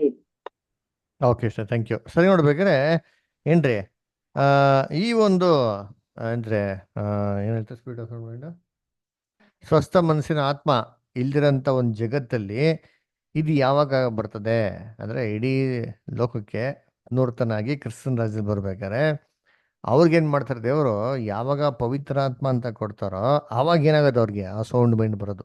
ಏನು ಪವಿತ್ರ ಆತ್ಮ ಅಂತಂದರೆ ಏನ್ರಿ, ದೇವ್ರಿಗಿರಂಥ ಒಂದು ಮನಸ್ಸು, ಅದರ ಕ್ರಿಸ್ತನ್ಗಿರಂಥ ಮನಸ್ಸು ಇಡೀ ಜಗತ್ತಿಗೆ ಏನು ಮಾಡ್ತಾರೆ ರಾಜ್ಯದಲ್ಲಿ ಕೊಡ್ತಾರೆ. ಯಾವಾಗ ಕೊಡ್ತಾರೋ ಅವಾಗ ಏನಾಗ್ತಾರೆ, ಇಡೀ ಲೋಕ ಅದರ ಅಸಮಾಧಾನದ ಒಂದು ಬುದ್ಧಿ ಏನು ಮಾಡ್ತಾರೆ ಪಡಿತಾರೆ ಅದರ. ಸೊ ಅದಕ್ಕೆ ಇವಾಗ ಅದರ ಸೊ ಇವಾಗ ನೋಡ್ಬೇಕಾದ್ರೆ ನಮಗೆ ಅನೇಕ ವಾಕ್ಯಗಳನ್ನ ಹೇಳ್ತಂದ್ರೆ ನಾವು ಇದನ್ನ ಜಯಿಸ್ಬೇಕು ಅಂತ ಹೇಳ್ತಾರೆ. ಒಂದು ವಾಕ್ಯ ಓದೋಣ, ರೋಮಾಪುರದಲ್ಲಿ 12:3 ಓದ್ರಿ ಅಂತೀರಿ. ರೋಮಾಪುರದಲ್ಲಿ 12ನೇ ಅಧ್ಯಾಯ 3ನೇ ವಾಕ್ಯ ಯಾವ್ದಾರು ಓದ್ರಿ ಬ್ರದರ್ ಸಿಸ್ಟರ್ಸ್.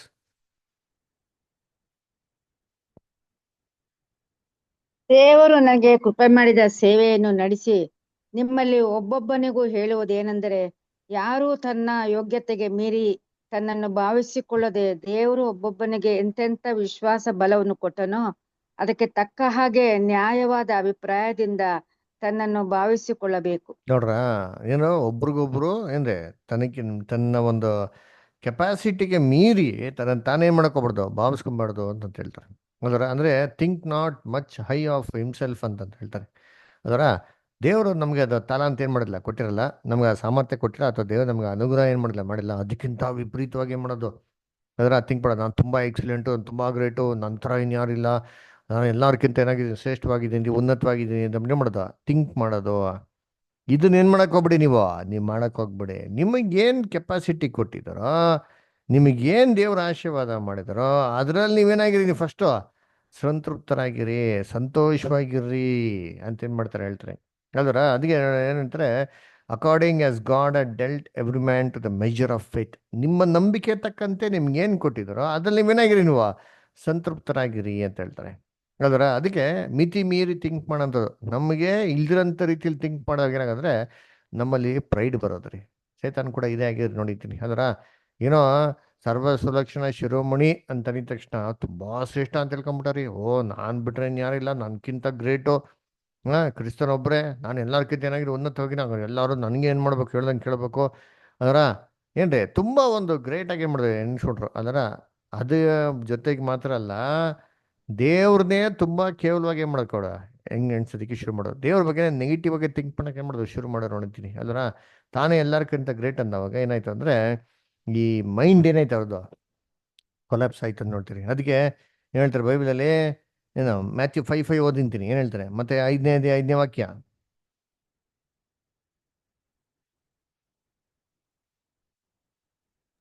ಸಾತ್ವಿಕರು ಧನ್ಯರು, ಯಾಕಂದರೆ ಅವರು ಭೂಮಿಯನ್ನು ಬಾಧ್ಯರಾಗಿ ಹೊಂದುವರು. ನೋಡ್ರ, ಏನ್ರಿ ಸಾತ್ವಿಕರು ಧನ್ಯರು, ಕರೆಕ್ಟಾ? ಶಾಂತರು ಶಾಂತರು ಧನ್ಯರು. ಧನ್ಯರು. ನೋಡ್ರ ಹೆಂಗಿರ್ಬೇಕ, ಭೂಮಿನ ಸ್ವಾಧೀನ ಮಾಡಿ. ಶಾಂತರು ಅಂದ್ರೆ ಸಮಾಧಾನ ಇರೋದು ಅದರ, ಸಮಾಧಾನ ಶಾಂತವಾಗಿರೋದು, ತುಂಬಾ ಓವರ್ ಆಗಿ ಜಾಸ್ತಿ ಥಿಂಕ್ ಮಾಡಿದಿರೋಂಥದ್ದು, ಟೆನ್ಷನ್ ಮಾಡ್ಕೊಂಡಿರೋಂಥದ್ದು ಅಲ್ವರ. ಅಯ್ಯೋ ನಾನು ಹಿಂಗೆ ಅದರ ತುಂಬಾ ಅಲ್ವರ. ಅದೇ ನೋಡ್ಬೇಕಾದ್ರೆ ತನ್ನನ್ನು ತಾನೇ ಶ್ರೇಷ್ಠ ಅಂತ ಅನ್ಸ್ಕೊಂಡ್ರ ತಗ್ಗಿದ ಮನೋಭಾವ ಇರೋರು ಧನ್ಯರು, ಅವರು ಭೂಮಿನ ಬಾಧ್ಯರಾಗುವರು. ಕ್ರಿಸ್ತನ ರಾಜ್ಯದಲ್ಲಿ ಇರ್ತಾನೆ, ಪಿತೃಗಳಿಗೆ ಭೂಮಿನ ಕೊಡ್ತಾರೆ ಅಲ್ಲ, ಇಡೀ ಭೂಮಂಡನ ಆಡಳಿತ ಮಾಡಕ್ ಕೊಡ್ತಾರೆ ಅದರ. ಕ್ರಿಸ್ತನ ರಾಜ್ಯದಲ್ಲಿ ಸತ್ತೋಗಿರೋಂಥ ಎಲ್ಲ ಮನುಷ್ಯರು ಭೂಮಿಯಲ್ಲಿ ಏನು ಮಾಡ್ತಾರೆ, ಸ್ವಾಧೀನ ಮಾಡ್ಕೊಳಕ್ಕೆ ಅವಕಾಶ ಕೊಡ್ತಾರೆ, ಭೂಲೋಕದ ಆಶೀರ್ವಾದ ಸಂತೋಷವಾಗಿರಕ್ಕೆ ಕೊಡ್ತಾರೆ. ಹೆಂಗೆ ಅವರು ಧನ್ಯರು ಯಾರೋ ಅದರ. ಈ ಥರ ಸಮಾಧಾನದಿರೋರು ಅದರ ಧನ್ಯರು. ಆಮೇಲೆ ನೋಡಿ ಇನ್ನೊಂದು ವಾಕ್ಯ ಹೇಳ್ತಾರಲ್ಲ, ಎಲ್ಲಿಗೆ ಯಾಕೋಬು 4:6 ಓದ್ರಿ. ಆದರೆ ಆತನು ಹೆಚ್ಚಾದ ಕೃಪೆಯನ್ನು ಕೊಡುತ್ತಾನೆ, ಆದ್ದರಿಂದ ದೇವರ ಅಹಂಕಾರಿಗಳನ್ನು ಎದುರಿಸುತ್ತಾನೆ, ದಿನರಿಗಾದರೂ ಕೃಪೆಯನ್ನು ಅನುಗ್ರಹಿಸುತ್ತಾನೆ. Very good. ದೇವರ ಅಹಂಕಾರಿಗಳನ್ನ ನೋಡ್ರ, ದೇವರ ಅಹಂಕಾರಿಗಳನ್ನ ಏನ್ ಮಾಡ್ತಾರಂತೆ, ಎದುರಿಸ್ತಾರೆ. ದೀನರಿಗೂ ದೇವ್ರ ಏನ್ ಕೊಡ್ತಾರಂತೆ, ಕೃಪೆಯನ್ನು ಕೊಡ್ತಾರೆ. ನೋಡ್ರ ಎಷ್ಟು ಬೈಬಲ್ ಕ್ಲೀನ್ ಆಗೈತೆ. ದೇವ್ರು ಯಾವಾಗ ಮುಟ್ಟು ದೀನರು ಅಂದ್ರೆ, ದೀನರು ಅಂದ್ರೆ ಏನ್ರಿ, ತಗ್ಗಿಸ್ಕೊಂಡು ನಡೆಯುವಂಥದ್ದು. ಅದರ ಇದಕ್ಕೆ ನಮ್ಮ ಬ್ರದರ್ ಹತ್ರ ಬ್ರದರ್ ಹತ್ರ ಒಂದು ಕ್ವಶನ್ ಕೇಳ್ತಾರೆ. ಅದರ ಹೆಂಗಪ್ಪ ದೀನರು ಅಂತ ಹೆಂಗೆ ಕಂಡಿಡಿಯೋದು, what is the sign of humbleness ಅಂತಂದರೆ ಅದಕ್ಕೆ ಎಕ್ಸಾಂಪಲ್ ಕೊಡ್ತಾರೆ. ಏನಪ್ಪ ಅಂದರೆ ಪೀಕಾಕ್, ಅದರ ನವಿಲು ಏನಪ್ಪ ತನಗಿರೋಂಥದ್ದು ಸ್ಪೆಷಾಲಿಟಿ. ನವಿಲ್ ಫೇಮಸ್ ಏನಕ್ಕೆ ಅಂದರೆ ನವಿಲ್ಗರಿಗೆ. ಅದರ ನವಿಲು ತನ್ನ ಗರಿನ ನೋಡ್ಸಿರೋ ಇಟ್ಕೊಳ್ಳೋದೆ ಪೀಕಾಕ್. ಏನಪ್ಪ ಅಂದರೆ ಏನಂತ ಹೇಳ್ತಾರೆ, ಅದನ್ನ ಹಂಬಲ್ನೆಸ್ ಅಂತ ಹೇಳ್ತಾರೆ. ಅದರ ಏನ್ರಿ, ತನ್ನ ಹತ್ರ ಎಲ್ಲ ಇರ್ಬೋದು, ದೇವರ ಆಶೀರ್ವಾದ ದೇವ್ರ ಕೃಪೆ ಎಲ್ಲ ಇರ್ಬೋದು, ಆದರೆ ಅದನ್ನು ತೋರಿಕೆಗಾಗಿ ನೋಡ್ಸ್ಕೊಳಕ್ ಹೋಗ್ಬಾರ್ದು. ದಟ್ ಈಸ್ ಹಂಬಲ್ನೆಸ್ ಅಂತ ಹೇಳ್ತಾರೆ. ಅದರ ಶೋ ಆಫ್ ಮಾಡೋದಾಗ್ಲಿ, ನಾನು ಏನೋ ಶ್ರೇಷ್ಠ ಅಂತ ನೋಡ್ಸ್ಕೊಳೋದಾಗ್ಲಿ, ಏನ್ರಿ ಇದು ಏನು ಮಾಡಬಾರ್ದು ಅಂತಂತ ಹೇಳ್ತಾರೆ.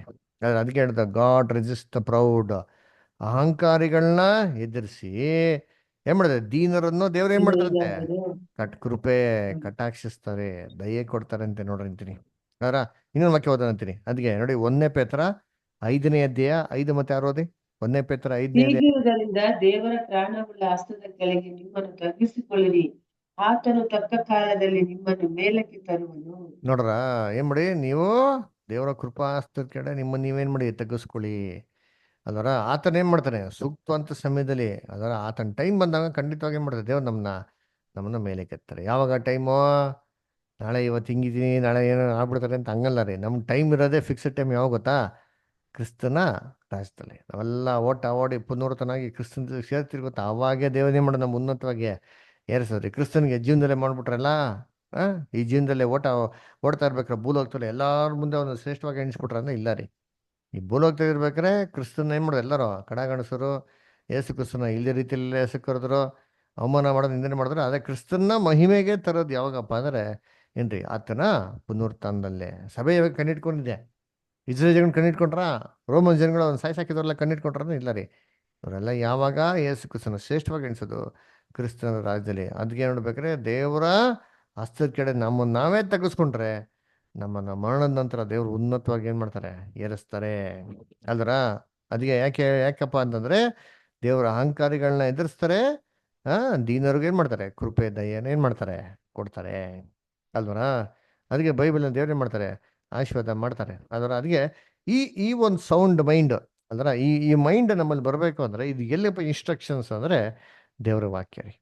ಈ ಥರ ದೇವರ ವಾಕ್ಯ ಇನ್ಸ್ಟ್ರಕ್ಷನ್ಸ್ ನಾವು ಕೇಳ್ತಾ ಇದ್ದಾರೆ, ನಾವು ಹೆಂಗಪ್ಪ ನಡ್ಕೊಬೇಕು ಅಂತ ನಮ್ಗೆ ಏನಾಯ್ತದೆ, ನಮ್ಗೆ ಗೊತ್ತಾಗ್ತದೆ. ಇನ್ಸ್ಟ್ರಕ್ಷನ್ಸೇ ಇಲ್ಲ ಅಂತಂದರೆ ಅವಾಗ ಏನಾಯ್ತದೆ ಅಲ್ವರ, ನಮ್ಗೇನಾಗಲ್ಲ ಈ ಮೈಂಡ್ ಬೆಳೆದ ರೀ ಅದರ. ಅದಕ್ಕೆ ಏನಿದೆ, ಸಭೆಯಲ್ಲಿ ಇಂಥ ವಾಕ್ಯಗಳೆಲ್ಲ ಇರಬೇಕು. ಸುಮ್ಮನೆ ಎದ್ಬಿಟ್ಟು ಚಪ್ಪಾಳೆ ತಬಿಟ್ಟು ಅಲ್ಲಿ ಆಮೇಲೆ ಸ್ತೋತ್ರ ಅಂತಂದ್ಬಿಟ್ಟು ಕುಡ್ದಾಡ್ಬಿಟ್ಟು ಸಂಗೀತ ಕೀರ್ತನೆ ಹಾಕೊಂಡು ಹೋಗ್ಬಿಟ್ಟು ಅಂತಂದರೆ ಅದು ನಮಗೆ ಸೌಂಡ್ ಮೈಂಡ್ ಬರ್ತದ ಏನ್ರಿ, ಏನು ಬರ್ತದೆ ಮೈಂಡ, ಬರೀ ಈ ಒಂದು ಮೈಂಡೇ ಬಂದ್ಬಿಡ್ತದೆ ಅದರ. ಈ ಸೌಂಡ್ ಮೈಂಡ್ ನಮ್ಮಲ್ಲಿ ಬರಬೇಕು ಅಂತಂದರೆ ಏನ್ರಿ, ದೇವರ ವಾಕ್ಯ ನಮ್ಮಲ್ಲಿ ಏನಾಗಿರ್ಬೇಕು, ಯಾವತ್ತೋ ಇರಬೇಕು. ಗಡಿಯಾರ ಕರೆಕ್ಟ್ ಟೈಮ್ ಏನು ಮಾಡಬೇಕು, ನೋಡಿಸ್ತಾ ಇರಬೇಕು ಅದರ.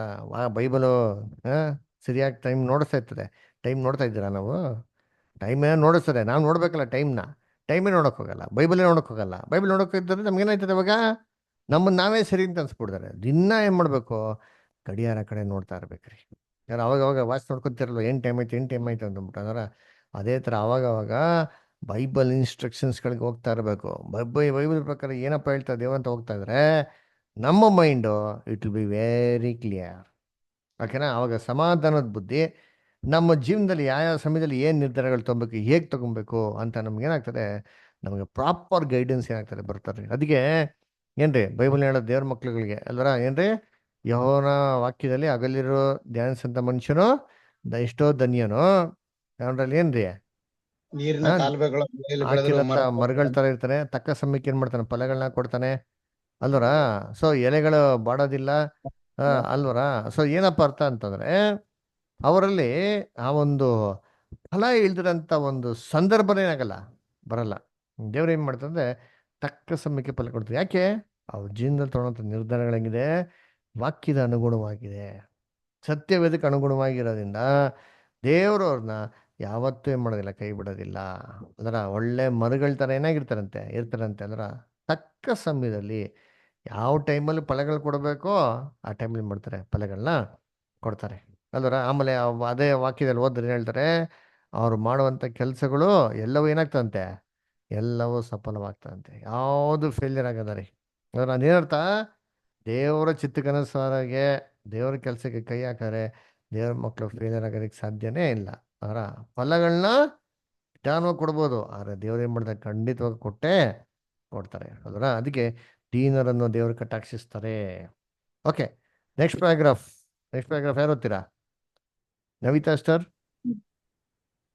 ಬ್ರದರ್ ಓದ್ತೇನೆ.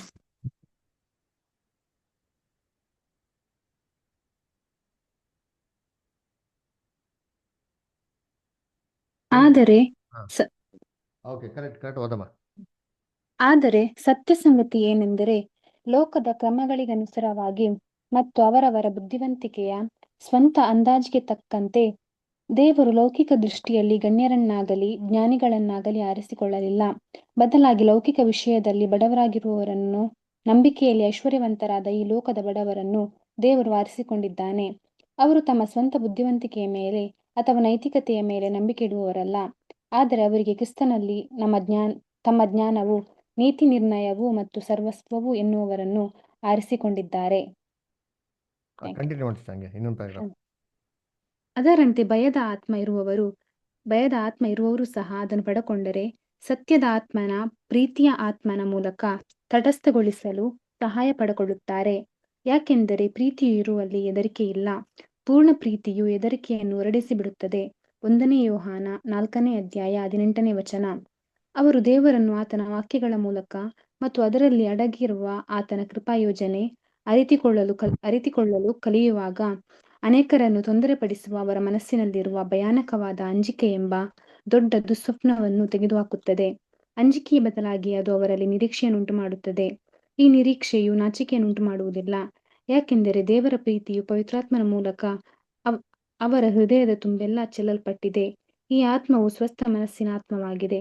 Thank you sir. ಅದಕ್ಕೆ ನೋಡ್ಬೇಕಾದ್ರೆ ಏನ್ರಿ, ದೇವ್ರ ಸತಿ ಕರಿಬೇಕಾದ್ರೆ ಎಂಥವ್ರನ್ನ ಕರೆದಾರೆ? ಜ್ಞಾನಿಗಳು, ಬುದ್ಧಿವಂತರು, ಶ್ರೀಮಂತರು ಏನು ಮಾಡೋಕ್ಕೋಲ್ಲ, ಕರೆಯಕ್ಕೆ ಹೋಗಲ್ಲ. ಯಾರನ್ನ ಬೇಕಾದ್ರೆ ನಂಬಿಕೆಯಲ್ಲಿ ಶ್ರೀಮಂತರಾಗಿರೋರನ್ನೇ, ಲೋಕದಲ್ಲಿ ಬಡವರಾಗಿರೋರನ್ನೇ ದೇವ್ರು ಏನು ಮಾಡಿರೋದು, ಕರೆದಿರೋದು. ಏನಕ್ಕಪ್ಪ ಅಂದರೆ ದೀನತೆ ಏನಾಗಿರ್ಬೇಕು, ಅಲ್ಲಿ ಇರಬೇಕು ಅಲ್ವರ. ಅಂಥವ್ರಿಗೇನೆ ದೇವ್ರು ಏನು ಮಾಡೋದಂದ್ರೆ ಈ ಒಂದು ಬುದ್ಧಿ ತಿಳುವಳಿಕೆ ಆತ್ಮ ಕೊಡೋದ್ರಿ ಅದರ. ಅದಕ್ಕೆ ಈ ಸ್ಪಿರಿಟ್ ಆಫ್ ಫಿಯರ್ ಅಂತ ಏನು ಮಾಡಬೇಕು, ನಾವು ಅದನ್ನ ಜಯಿಸ್ಬೇಕು ಅಂತ ಹೇಳ್ತಾರೆ. ಹೆಂಗಪ್ಪ ಜಯಿಸೋದು ಅಂದರೆ, ಒಂದು ಸಂಪೂರ್ಣವಾಗಿರೋಂಥ ಒಂದು ಪ್ರೀತಿ ದೇವ್ರ ಮೇಲೆ ನಮ್ಗಿತ್ತು ಅಂತಂದರೆ ಆಟೋಮೆಟಿಕ್ಕಾಗಿ ಭಯ ಅಂತ ಏನ್ಬಿಡ್ತಾರೆ, ಹೋಗ್ಬಿಡ್ತಾರೆ ಅಲ್ವರ. ನೋಡಿ, ಸತ್ಯ ತಿಳಿಯಕ್ಕಿಂತ ಮುಂಚೆ ಹೆಂಗಿರ್ತಾ ಇತ್ತು, ಬೈಬಲ್ ಜ್ಞಾನ ಬರೋಕ್ಕಿಂತ ಮುಂಚೆ ಸುಳ್ಳಾಡ್ತಾ ಇದ್ರಿ, ಮೋಸ ಮಾಡ್ತಾ ಇದ್ರಿ, ವಂಚನೆ ಮಾಡ್ತಾ ಇದ್ರಿ, ಭಯ ಇರ್ತೈತಲ್ಲ ಒಂದು ಮನಸ್ಸಲ್ಲಿ. ಆದರೆ ಅದು ನಮ್ಮಲ್ಲಿ ಎಕ್ಸ್ಪ್ರೆಸ್ ಮಾಡ್ತಾ ಇಲ್ಲ. ಧೈರ್ಯವಾಗಿ ಏನು ಮಾಡ್ತಾ ಇದ್ರಿ, ಅದನ್ನ ಮಾಡ್ತಿದ್ರಿ. ಆದ್ರೆ ಹೊರಗಡೆ ಏನಾಗಿದೆ, ಭಯ ಅಂತಂದ್ಬಿಟ್ಟು ಇರೋದು. ಇವಾಗ ನಮಗೆ ಸತ್ಯವೇದದಲ್ಲಿ ಇವೆಲ್ಲ ಮಾಡಬಾರ್ದು ಅಂತ ಕ್ಲಿಯರಾಗಿ ಗೊತ್ತಾಗಿದ ತಕ್ಷಣ ನಾವೇನು ಮಾಡ್ತೀರಿ, ಇವಾಗ ಧೈರ್ಯವಾಗಿ ಏನು ಮಾಡ್ತೀರಿ, ಅದನ್ನ ಮಾಡೋಕ್ಕೆ ನಮ್ಗೆ ಮನಸ್ಸೇನಾಗೋದಿಲ್ಲ, ಬರೋದಿಲ್ಲ ಅಲ್ವರ. ಆಮೇಲೆ ಅದು ಮಾಡದೇ ಇರ್ಬೇಕಾದ್ರೆ ನಮಗೆ ಮನಸ್ಸಲ್ಲಿ ಒಂಥರ ಒಂದೇನ್ರಿ ಸಂತೋಷ, ಒಂಥರ ಸಮಾಧಾನ, ಒಂಥರ ಕಾನ್ಫಿಡೆನ್ಸ್. ನಾವು ದೇವ್ರಿಗೆ ಏನಾಗಿದ್ದೀನಿ ಇವತ್ತು, ಯೋಗ್ಯವಾಗಿದ್ದೀನಪ್ಪ ಅದರ. ದೇವ್ರ ಚಿತ್ತಕ್ಕೆ ಅನುಗುಣವಾಗಿ ನಡೆದಿದ್ದೀನಿ, ನಾನು ದೇವ್ರಿಗೆ ಹರ್ಟ್ ಆಗೋ ಥರ ಯಾವುದೋ ಏನು ಮಾಡಿಲ್ಲ, ನಡೆದಿಲ್ಲ ಅಂತಂದ್ಬಿಟ್ಟು ಅವಾಗ ಏನಾಗ್ತದೆ ಅಂದರೆ ದೇವ್ರ ಮುಂದೆ ನಿಂತ್ಕೊಡಕ್ಕೆ ನಮ್ಗೆ ಏನಾಗ್ತದೆ, ಧೈರ್ಯ ಬರ್ತದೆ. ಸೊ ಈ ರೀತಿ ಈ ಸಮಾಧಾನದ ಒಂದು ಬುದ್ಧಿ ನಮ್ಮ ಜೀವನದಲ್ಲಿ ನಾವೇನು ಮಾಡೋದು, ಬೆಳೆಸ್ಕೊಂಡಂಥದ್ದು ಅದರ. ಏನ್ರಿ, ಕಾಂಪ್ರಮೈಸ್ ಮಾಡಿ ಸತ್ಯಕ್ಕೆ ಏನ್ರಿ ವಿರುದ್ಧವಾಗಿ ನಡ್ಕೊಳೋಂಥದ್ದಲ್ಲ. ಸ್ವಲ್ಪ ಅಡ್ಜಸ್ಟ್ ಮಾಡ್ಕೊಂಡು ಹೋಗ್ಬಿಡೋಣ, ಪರವಾಗಿಲ್ಲ, ಅಯ್ಯೋ ಸತ್ಯ ಇಲ್ಲನೂ ಪರಲ್ಲ, ಆ ಥರ ಅಲ್ಲ ರೀ. ಸತ್ಯಕ್ಕೆ ನಾವು ಯಾವಾಗ ವಿಧೇಯರಾಗಿ ದೇವ್ರಿಗೋಸ್ಕರ, ವಾಕ್ಯಗೋಸ್ಕರ ನಿಂತ್ಕೊಂತೀರೋ ಅವಾಗ ಮಿಕ್ಕಿದೆಲ್ಲ ಒಂದು ರೀತಿಯಲ್ಲಿ ದೇವ್ರು ನಮ್ಗೆ ಏನು ಕೊಡ್ತಾರೆ, ಮನಸ್ಸಲ್ಲಿ ಒಂಥರ ದೀರ್ಘ ಸಮಾಧಾನ ನಮ್ಗೆ ಏನು ಮಾಡ್ತಾರೆ, ಕೊಡ್ತಾರೆ. ಅದಕ್ಕೆ ಯೇಸು ಕ್ರಿಸ್ತ ಹೇಳಿದ, ನಾನು ಸಮಾಧಾನ ಕೊಡ್ತೀನಿ, ಲೋಕ ಕೊಡೋಂಥದ್ದಲ್ಲ, ನನ್ನ ಸಮಾಧಾನ ನಿಮ್ಗೆ ಏನು ಮಾಡ್ತೀನಿ, ಬಿಟ್ಟು ಹೋಗ್ತೀನಿ. ಯೇಸು ಕ್ರಿಸ್ತ ಹೆಂಗಿತ್ತು ಸಮಾಧಾನ? ಎಲ್ಲ ರೀತಿ ಗಲಿಬಿಲಿಗಳು, ಎಲ್ಲ ರೀತಿ ತೊಂದರೆಗಳೇನಾಗಿತ್ತು ಜೀವನದಲ್ಲಿ ಇತ್ತು ಅದರ. ಎಲ್ಲ ಔಟ್ವರ್ಡ್ ಆಗಿ ಯಾವುದು ಸಮಾಧಾನ ಇರ್ತಲ್ಲ, ಬರೀ ಟೆನ್ಷನ್. ಆದರೆ ಕ್ರಿಸ್ತನ ಮೈಂಡಲ್ಲಿ ಏನಾಗಿತ್ತಂತೆ, ಒಂದು ಸಮಾಧಾನ. ಅದರ ದೇವ್ರ ಚಿತ್ತ ನೆರವೇರಿಸ್ತಾ ಇದ್ದೀನಿ ಅಂತಂದ್ಬಿಟ್ಟೇನ್ರಿ, ಒಂದು ದೃಢವಾದ ಒಂದು ಭರವಸೆ ಏನಾಗ್ತದೆ ಅವ್ರಿಗೆ ಇತ್ತು. ಅದು ಅವರು ಓಟ ನೋಡಿ ಮುಗಿಸೋದಕ್ಕೆ ಏನು ಮಾಡ್ತು, ತುಂಬ ಹೆಲ್ಪ್ ಮಾಡ್ತು ಅದರ. ಓಕೆ, ನೆಕ್ಸ್ಟ್ ಪ್ಯಾರಾಗ್ರಾಫ್ ಅದನ್ನು ನೋಡ್ತೀನಿ. ನೆಕ್ಸ್ಟ್ ಪ್ಯಾರಾಗ್ರಾಫ್ ಯಾರು, ರಾಧಿಕಾ ಅಷ್ಟ ಓದ್ತೀರಾ? ಅದರಂತೆಯೇ ಜೀವನದಲ್ಲಿ ಏನಾದರೂ ನೆರವೇರಿಸಬೇಕಾದಲ್ಲಿ ತೀರಾ ನಮ್ರರಾಗಿರುವರು, ಆತ್ಮವಿಶ್ವಾಸದ ಕೊರತೆ ಉಳ್ಳವರು, ಅದೇ ಸತ್ಯದ ಆತ್ಮದಿಂದ ಉತ್ತೇಜಿಸಲ್ಪಡುವರು. ಮೇಲಕ್ಕೆತ್ತಲ್ಪಡುವರು ಮತ್ತು ಅವರು ತಮಗೂ ಮತ್ತು ಬೇರೆಯವರಿಗೂ ಉಪಯೋಗವಾಗುವಂತೆ ಮಾಡಲ್ಪಡುವರು. ಆ ಆತ್ಮವು ಮಿತಿಮೀರಿದ ಆತ್ಮವಿಶ್ವಾಸ ಉಳ್ಳವರನ್ನು, ಸ್ವಯಂ ಪ್ರತಿಪಾದಿಸುವವರನ್ನು, ಸ್ವಯಂ ಪ್ರಜ್ಞೆ ಉಳ್ಳವರನ್ನು, ಸ್ವಯಂ ಅಹಂಭಾವ ಉಳ್ಳವರನ್ನು ಆಕ್ಷೇಪಿಸುವುದು, ಸರಿಪಡಿಸುವುದು. ಮೊದಲಿನವರು ದೇವರ ಸಹಾಯದ ಭರವಸೆಗಳಿಂದ ಪ್ರೋತ್ಸಾಹ ಹೊಂದಿಕೊಳ್ಳುವರು. ಎರಡನೆಯವರು ಹದ್ದುಬಸ್ತಿನಲ್ಲಿ ಇಡಲ್ಪಡುವರು, ಸುಧಾರಿಸಲ್ಪಡುವರು, ದೇವರಿಗೆ ಪ್ರಿಯವಾಗಿರುವುದರ ಆಲೋಚನೆಗಳ ಅಧೀನಕ್ಕೆ ಮತ್ತು ಸ್ವಯಂ ಸಹಾಯ ಹೊಂದಿಕೊಳ್ಳುವಂತೆ ತರಲ್ಪಡುವರು. ಅಪೊಸ್ತಲನು ಹೇಳುವಂತೆ, ಇಂತಿಂಥದ್ದನ್ನು ತನ್ನ ಸ್ವಂತ ವಿವೇಕದ ಬಗ್ಗೆ ತಿಳುಕೊಂಡಿದ್ದೇನೆಂದು ನೆನೆಸಿದವನು ತಾನು ತಿಳಿಯಬೇಕಾದ ರೀತಿಯಿಂದ ಇನ್ನೂ ತಿಳಿದುಕೊಳ್ಳಲಿಲ್ಲ. 1 ಕೊರಿಂಥ 8ನೇ ಅಧ್ಯಾಯ 2ನೇ ವಚನ. ಆದರೆ ಗುಣಲಕ್ಷಣಗಳ ಬದಲಾವಣೆಯು ನಾವು ಸ್ವಾಮಿ ಸ್ವಾಮಿ ಎಂದು ಹೇಳಿಕೊಳ್ಳುವುದರಿಂದಾಗಲಿ ಅಥವಾ ಸತ್ಯವೇದವನ್ನು ಹೊಂದಿಕೊಂಡಿರುವುದರಿಂದಾಗಲಿ ಅಥವಾ ಯಾವುದಾದರೊಂದು ಮಾನವ ನಿರ್ಮಿತ ಸಭೆಯ ಸದಸ್ಯರಾಗುವುದರಿಂದಾಗಲಿ ಬರುವಂಥದ್ದಲ್ಲ ಎಂಬುದನ್ನು ನಾವು ನೆನಪಿನಲ್ಲಿಟ್ಟುಕೊಳ್ಳಬೇಕು. ಆದರೆ ನಾವು ನೇರವಾಗಿ ಆತನಿಂದ, ಆತನ ವಾಕ್ಯದ ಆತ್ಮನನ್ನು, ಸತ್ಯದ ಆತ್ಮನನ್ನು, ಪವಿತ್ರವಾದ ಆತ್ಮನನ್ನು, ಸ್ವಸ್ಥ ಮನಸ್ಸಿನ ಆತ್ಮನನ್ನು, ಆತನ ಮತ್ತು ತಂದೆಯ ಪವಿತ್ರ ಆತ್ಮನನ್ನು ಹೊಂದಿಕೊಳ್ಳುವುದರಿಂದ ಅದು ಬರುವುದಾಗಿದೆ ಎಂಬುದೇ. Thank you. Thank you star. ಸರಿ, ನೋಡ್ಬೇಕು ನೋಡಿ, ಎಷ್ಟು ಚೆನ್ನಾಗಿ ಹೇಳ್ತಾರೆ ಅಲ್ವರ. ಏನಪ್ಪ ಅಂತಂದ್ರೆ, ಕೆಲವು ಜನಕ್ಕೆ ತುಂಬ ಲ್ಯಾಕ್ ಆಫ್ ಕಾನ್ಫಿಡೆನ್ಸ್ ಇರ್ತಾರೆ, ತುಂಬ ಏನ್ರಿ ಇನ್ಫೀರಿಯಾರಿಟಿ ಕಾಂಪ್ಲೆಕ್ಸ್, ಅದರ ಅದು ಏನೂ ಇಲ್ಲ ಅಯ್ಯೋ ಅಯ್ಯೋ ಅಂತ ಅಲ್ಲರ, ಅದು ಅಂಬಲ್ನೆಸ್ ಅಲ್ಲ ರೀ, ಅದು ತುಂಬ ಕೇವಲವಾಗಿ ತನ್ನನ್ನು ತಾನೇ ಏನು ಮಾಡೋಂಥದ್ದು, ಭಾವಿಸ್ಕೊಡೋಂಥದ್ದು. ಅದರ ಆ ಥರ ಕೂಡ ಇರಬಾರ್ದು. ಅದೇ ರೀತಿ ನಾನು ಎಲ್ಲಕ್ಕಿಂತ ಗ್ರೇಟು, ನಾನೇನು ಕಮ್ಮಿ ಇಲ್ಲ, ಎಲ್ಲಕ್ಕಿಂತ ತುಂಬ ಶ್ರೇಷ್ಠವಾಗಿದ್ದೀನಿ ಅಂತ ಅಂದ್ಬಿಟ್ಟೇನ್ರಿ ತನ್ನನ್ನು ತಾನೇ ಏನು ಮಾಡೋದು, ಏನೋ ಒಂಥರ ಪರ್ಫೆಕ್ಟ್ ಹ್ಯೂಮನ್ ಬೀಯಿಂಗ್ ಥಿಂಕ್ ಮಾಡೋದು, ಅದು ಕೂಡ ಏನ್ರಿ ಸರಿ ಇಲ್ಲ. ಇವೆರಡೂ ಕೂಡ ದೇವ್ರೇನು ಮಾಡ್ತಾರೆ, ಕರೆಕ್ಷನ್ ಮಾಡ್ತಾರೆ ಅಂತ ಹೇಳ್ತಾರೆ. ಹೆಂಗಪ್ಪ ಕರೆಕ್ಷನ್ಸ್ ಮಾಡ್ತಾರೆ ಅಂತಂದರೆ, ಯಾರು ತುಂಬ ಓವರಾಗಿ ತನ್ನನ್ನು ತಾನೇ ಏನು ಅಂತ ಇಲ್ಲ ಅಂತ ಎಣಿಸ್ಕೊತಾರೋ ಅವ್ರಿಗೆ ದೇವ್ರು ಏನಪ್ಪ ಮಾಡ್ತಾರೆ, ವಾಕ್ಯಗಳ ಮುಖಾಂತರ ತಾವು ತನ್ನನ್ನು ಎಷ್ಟು ಮಟ್ಟಿಗೆ ಥಿಂಕ್ ಮಾಡಬೇಕು, ಎಷ್ಟು ಮಟ್ಟಿಗೆ ದೇವರಲ್ಲಿ ಇರಬೇಕು, ಏನು ತನ್ನ ಮೈಂಡ್ಗಳನ್ನ ಹೆಂಗೆ ಇಟ್ಕೊಬೇಕು ಅಂತಂದ್ಬಿಟ್ಟು ಕೂಡ ದೇವ್ರಿಗೆ ಕಲಿಸ್ಕೊಡ್ತಾರೆ ಅಂತ ಏನು ಮಾಡ್ತಾರೆ ಹೇಳ್ತಾರೆ. ಅದೇ ರೀತಿ ಯಾರು ತುಂಬ ಹೆಮ್ಮೆಯಿಂದ ನಡ್ಕೊತಾರೋ ದೇವರು ಅವ್ರನ್ನ ತಗ್ಗಿದ ಸ್ವಭಾವವುಳ್ಳವರಾಗಿ ತನ್ನನ್ನು ತಾನೇ ಏನ್ರಿ ಹೆಚ್ಚಿಸ್ಕೊಳ್ದ ರೀತಿಲಿ ದೇವ್ರಿಗೆ ಏನು ಮಾಡ್ತಾರೆ, ಅವ್ರ ಜೀವನದ ಅನುಭವಗಳನ್ನ ಕೊಟ್ಟು ಅವ್ರು ಏನು ಮಾಡ್ತಾರೆ, ಅದನ್ನ ಕೆಳಮಟ್ಟದಲ್ಲಿ ತಗ್ಗಿಸೋ ರೀತಿಲಿ ಮಾಡ್ತಾರೆ ಅಂತ ಹೇಳ್ತಾರೆ. ಅದಕ್ಕೆ ಅಪೊಸ್ತಲ ಪೌಲ್ ಹೇಳ್ತಾರಲ್ಲ, ಏನು ಅಪೊಸ್ತಲ ಪೌಲ್ಗೆ ಎಷ್ಟು ಜ್ಞಾನ ಬುದ್ಧಿ ತಿಳುವಳಿಕೆ ಆಶೀರ್ವಾದಗಳು, ಎಷ್ಟು ದೇವರ ಆಶೀರ್ವಾದ ಮಾಡಿದ ಕೆಲಸಗಳು ಅಂತಂದರೆ ದೇವರಲ್ಲಿ ಅವರು ಏನು ಹೇಳ್ತಾರೆ ಅಂತಂದರೆ, ವಾಕ್ಯದಲ್ಲಿ ನೋಡ್ಬೇಕಾದ್ರೆ ದೇವರು ನನ್ನ ದೇಹದಲ್ಲಿ ಮಾಡೋ ಶೂಲ್ಯವನ್ನು ಇಟ್ಟಿದ್ದಾರೆ, ಯಾಕೆ ತಾನು ಜಾಸ್ತಿ ಹೆಚ್ಚಳ ಪಡಬಾರ್ದು ಅಂತಂದ್ಬಿಟ್ಟು ಹೇಳ್ತಾರೆ. ಸೊ ಅದಕ್ಕೆ ಯಾರ ಜೀವನದಲ್ಲಿ ಏನು ಎಕ್ಸ್ಪೀರಿಯನ್ಸಸ್ ಬೇಕೋ ಇದು ಡಿಟರ್ಮೈನ್ ಮಾಡೋದು ಯಾರಂತೆ, ದೇವರು. ಅದರ ಎಲ್ಲರಿಗೂ ಕಾಯಿಲೆಗಳಿದೆ, ಯಾವ ಕಾಯಿಲೆಗೆ ಏನು ಟ್ರೀಟ್ಮೆಂಟ್ ಬೇಕು, ಏನು ಸಿರಪ್ ತೊಗೊಬೇಕು, ಎಷ್ಟು ತೊಗೊಬೇಕು ಅಂದ್ಬಿಟ್ಟು ಫಿಕ್ಸ್ ಮಾಡೋದು ಯಾರೋ ದೇವ್ರು. ಏನು ಮಾಡ್ತಾನೆ, ಕ್ಲೀನಾಗಿ ಫಿಕ್ಸ್ ಮಾಡ್ತಾನೆ. ಅದಕ್ಕೆ ಹೇಳೋದು ಅಪೊಸ್ತಲ ಪೌಲು ನೋಡಿ, ಅದು ಚೆನ್ನಾಗಿದೆ ವಾಕ್ಯ ಓದೋಣ. 1 ಕೊರಿಂಥಿಯನ್ಸ್ 8:2, 1ನೇ ಕೊರಿಂಥದಲ್ಲಿ 8ನೇ ಅಧ್ಯಾಯ 2ನೇ ವಾಕ್ಯ ಓದ್ರಿ ಯಾರಾದ್ರ. ಇಂತಿಂಥದ್ದನ್ನು ತಿಳ್ಕೊಂಡಿದ್ದೇನೆಂದು ನೆನೆಸಿದವನು ತಾನು ತಿಳಿಯಬೇಕಾದ ರೀತಿಯಿಂದ ಇನ್ನೂ ತಿಳ್ಕೊಳ್ಳಲಿಲ್ಲ. ಆದರೆ ಯಾವನು ದೇವರನ್ನು ಪ್ರೀತಿಸುತ್ತಾನೋ ಅವನನ್ನೇ ದೇವರು ತಿಳ್ಕೊಳ್ಳುತ್ತಾನೆ. ಯಾರೋ ತಾನು ಎಲ್ಲ ತಿಳ್ಕೊಂಬಿಡಿ ಅಂತ ಹೇಳ್ತಾರೋ, ಏನಪ್ಪ ಹೇಳ್ತಾರೆ ಅಂತಂದ್ರೆ, ನೀ ಇನ್ನೂ ತಿಳ್ಕೊಬೇಕಾಗಿರೋದು ತುಂಬ ಏನಾಗಿದೆ ಇದೆ, ಇನ್ನೂ ತಿಳ್ಕೊಂಡ ರೀತಿಯಲ್ಲಿ ಏನಾಗಿಲ್ಲ, ತಿಳ್ಕೊಂಡಿಲ್ಲ. ಇನ್ನೊಂದು ಕಡೆ ಹೇಳ್ತಾರಲ್ಲ, ಯಾರು ನಿಂತಿದ್ದೀನಿ ಅಂತ ಹೇಳ್ತಾರೋ ಬೀಳ್ದಿರಿ ಅಂತೇಳಿ ಏನಾಗಿಲ್ಲ, ನೀವು ಎಚ್ಚರಿಕೆಯಿಂದಿರಿ ಅಂತ ಹೇಳ್ತಾರೆ ಅದರ. ಅದಕ್ಕೆ ನೋಡ್ಬೇಕಾದ್ರೆ ಏನ್ರಿ ಈ ಒಂದು ಟ್ರಾನ್ಸ್ಫಾರ್ಮೇಶನ್ ಏನ್ರಿ, ಈ ದೀನ ಭಾವದವ್ರನ್ನ ಒಂದು ಏನು ಉನ್ನತವಾಗಿರ್ತಾರಂಥದ್ದು, ತುಂಬ ಹೆಮ್ಮೆಗಳನ್ನ ಅಹಂಕಾರಿಗಳನ್ನ ತಗ್ಗಿದ ಸ್ವಭಾವಗಳವ್ರು ಮಾಡೋಂಥದ್ದು. ಇದು ಹೇಗಪ್ಪ ಆಗ್ತದೆ ಅಂತಂದರೆ, ಸುಮ್ಮನೆ ಕೂತ್ಕೊಂಡು ಪ್ರಾರ್ಥನೆ ಮಾಡಿ ಕರ್ತಾ ಸ್ವಾಮಿ ಸ್ವಾಮಿ ಸ್ವಾಮಿ ದೇವರೇ ದೇವರೇ ಅಂತಂದ್ರೆ ಎಲ್ಲ ಆಗ್ಬಿಡ್ತದಾ? ಅದೆಲ್ಲ ಆಗಲ್ಲ ರೀ. ಸುಮ್ಮನೆ ಬೈಬಲ್ ಇಟ್ಕೊಂಡ್ಬಿಟ್ರೆ ಆಗ್ಬಿಡ್ತದಾ? ಅದರ ಏನು ಕೆಲವು ಜನ ಏನು ಮಾಡ್ತಾರೆ, ಪಕ್ಕದಲ್ಲೇ ಬೈಬಲ್ ಇಟ್ಕೊತಾರೆ, ತಲೆ ಮೇಲೆ ಇಟ್ಕೊಂಡು ಮಲ್ಕೊತಾರೆ, ಅದರ ತಲೆ ಕೆಡ ಹಾಕೊಂಡು ಮಲ್ಕೊತಾರೆ, ಪಕ್ಕದಲ್ಲೇ ಇಟ್ಕೊಂಡು ಮಲ್ಕೊತಾರೆ. ಇವೆಲ್ಲ ಹಂಗಂದ್ರೆ ಆಗ್ಬಿಡ್ತದ, ನಮ್ಮಲ್ಲಿ ಬದಲಾವಣೆ ಆಗ್ಬಿಡ್ತಾರ, ನಮ್ಮ ಮೈಂಡ್ ಚೇಂಜ್ ಆಗ್ಬಿಡ್ತದ ಅಂದರೆ ಇಲ್ಲ ರೀ. ಅಥವಾ ಒಂದು ಸಭೆಗೆ ಸೇರ್ಕೊಂಬಿಟ್ರೆ ಚೇಂಜ್ ಆಗ್ಬಿಡ್ತದ, ಅಂದ್ರೆ ಒಂದು ಸಂಸ್ಥೆಗೆ ಸೇರ್ಕೊಂಬಿಟ್ರೆ ಚೇಂಜ್ ಆಗ್ಬಿಡ್ತಾರೆ ಅಂತಂದರೆ ಇಲ್ಲ ರೀ. ಅದರ ಬ್ಯಾಬಿಲೋನಲ್ಲಿ ಏನು ಸೇರ್ಕೊಂಡ್ರೆ ಏನಾಯ್ತದೆ, ಇನ್ನು ಅಶುದ್ಧಾತ್ಮನೇ ಜಾಸ್ತಿ ಬರೋದು ಹೊರತು ಪವಿತ್ರಾತ್ಮ ಇಲ್ಲ ರೀ. ಮತ್ತೆ ಹಂಗಾರೆ ಏನು ಮಾಡಬೇಕು ಅಂದರೆ, ಸತ್ಯದಲ್ಲಿ ನಾವು ಬೆಳಿಬೇಕು. ಸತ್ಯದಲ್ಲಿ ಬೆಳೆದವಾಗೇನೆ ದೇವರ ಒಂದು ಮೈಂಡು ನಮಗೇನಾಗೋದು ಬರೋದು ಅಲ್ಲರ. ಸತ್ಯದಲ್ಲಿ ಬೆಳೀತಾ ನೋಡಿ, ಏನು ಜ್ಞಾನ ನಮ್ಗೇನಾಗ್ತಾರೆ ಅದರ ಜಾಸ್ತಿ ಆಗ್ತಾರೆ, ಜ್ಞಾನ ಬುದ್ಧಿ ತಿಳುವಳಿಕೆ ಬರ್ತಾವೆ. ಓ ಸತ್ಯವೇದಲ್ಲಿ ಹಿಂಗೆ ಹೇಳ್ತಾರೆ, ಓ ಸತ್ಯವೇದ ಹಂಗೆ ಹೇಳ್ತಾರೆ, ಹಂಗೆ ಹಿಂಗಿರ್ಬೇಕಪ್ಪ ಹಂಗಿರ್ಬೇಕಪ್ಪ ನಮ್ಗೇನಾಗ್ತಾರಲ್ಲ ಎಲ್ಲ ಇದು ಇನ್ಫಾರ್ಮೇಶನ್ ಬರೋದೆಲ್ಲಿಂದ ಸತ್ಯವೇದಿಂದ. ಹಂಗಾರೆ ನಾವೇನು ಮಾಡ್ಬೇಕು ಅಂದರೆ ವಾಕ್ಯದಲ್ಲಿ ಏನಾಗಬೇಕು ಅನುದಿನ ಬೆಳಿಬೇಕು.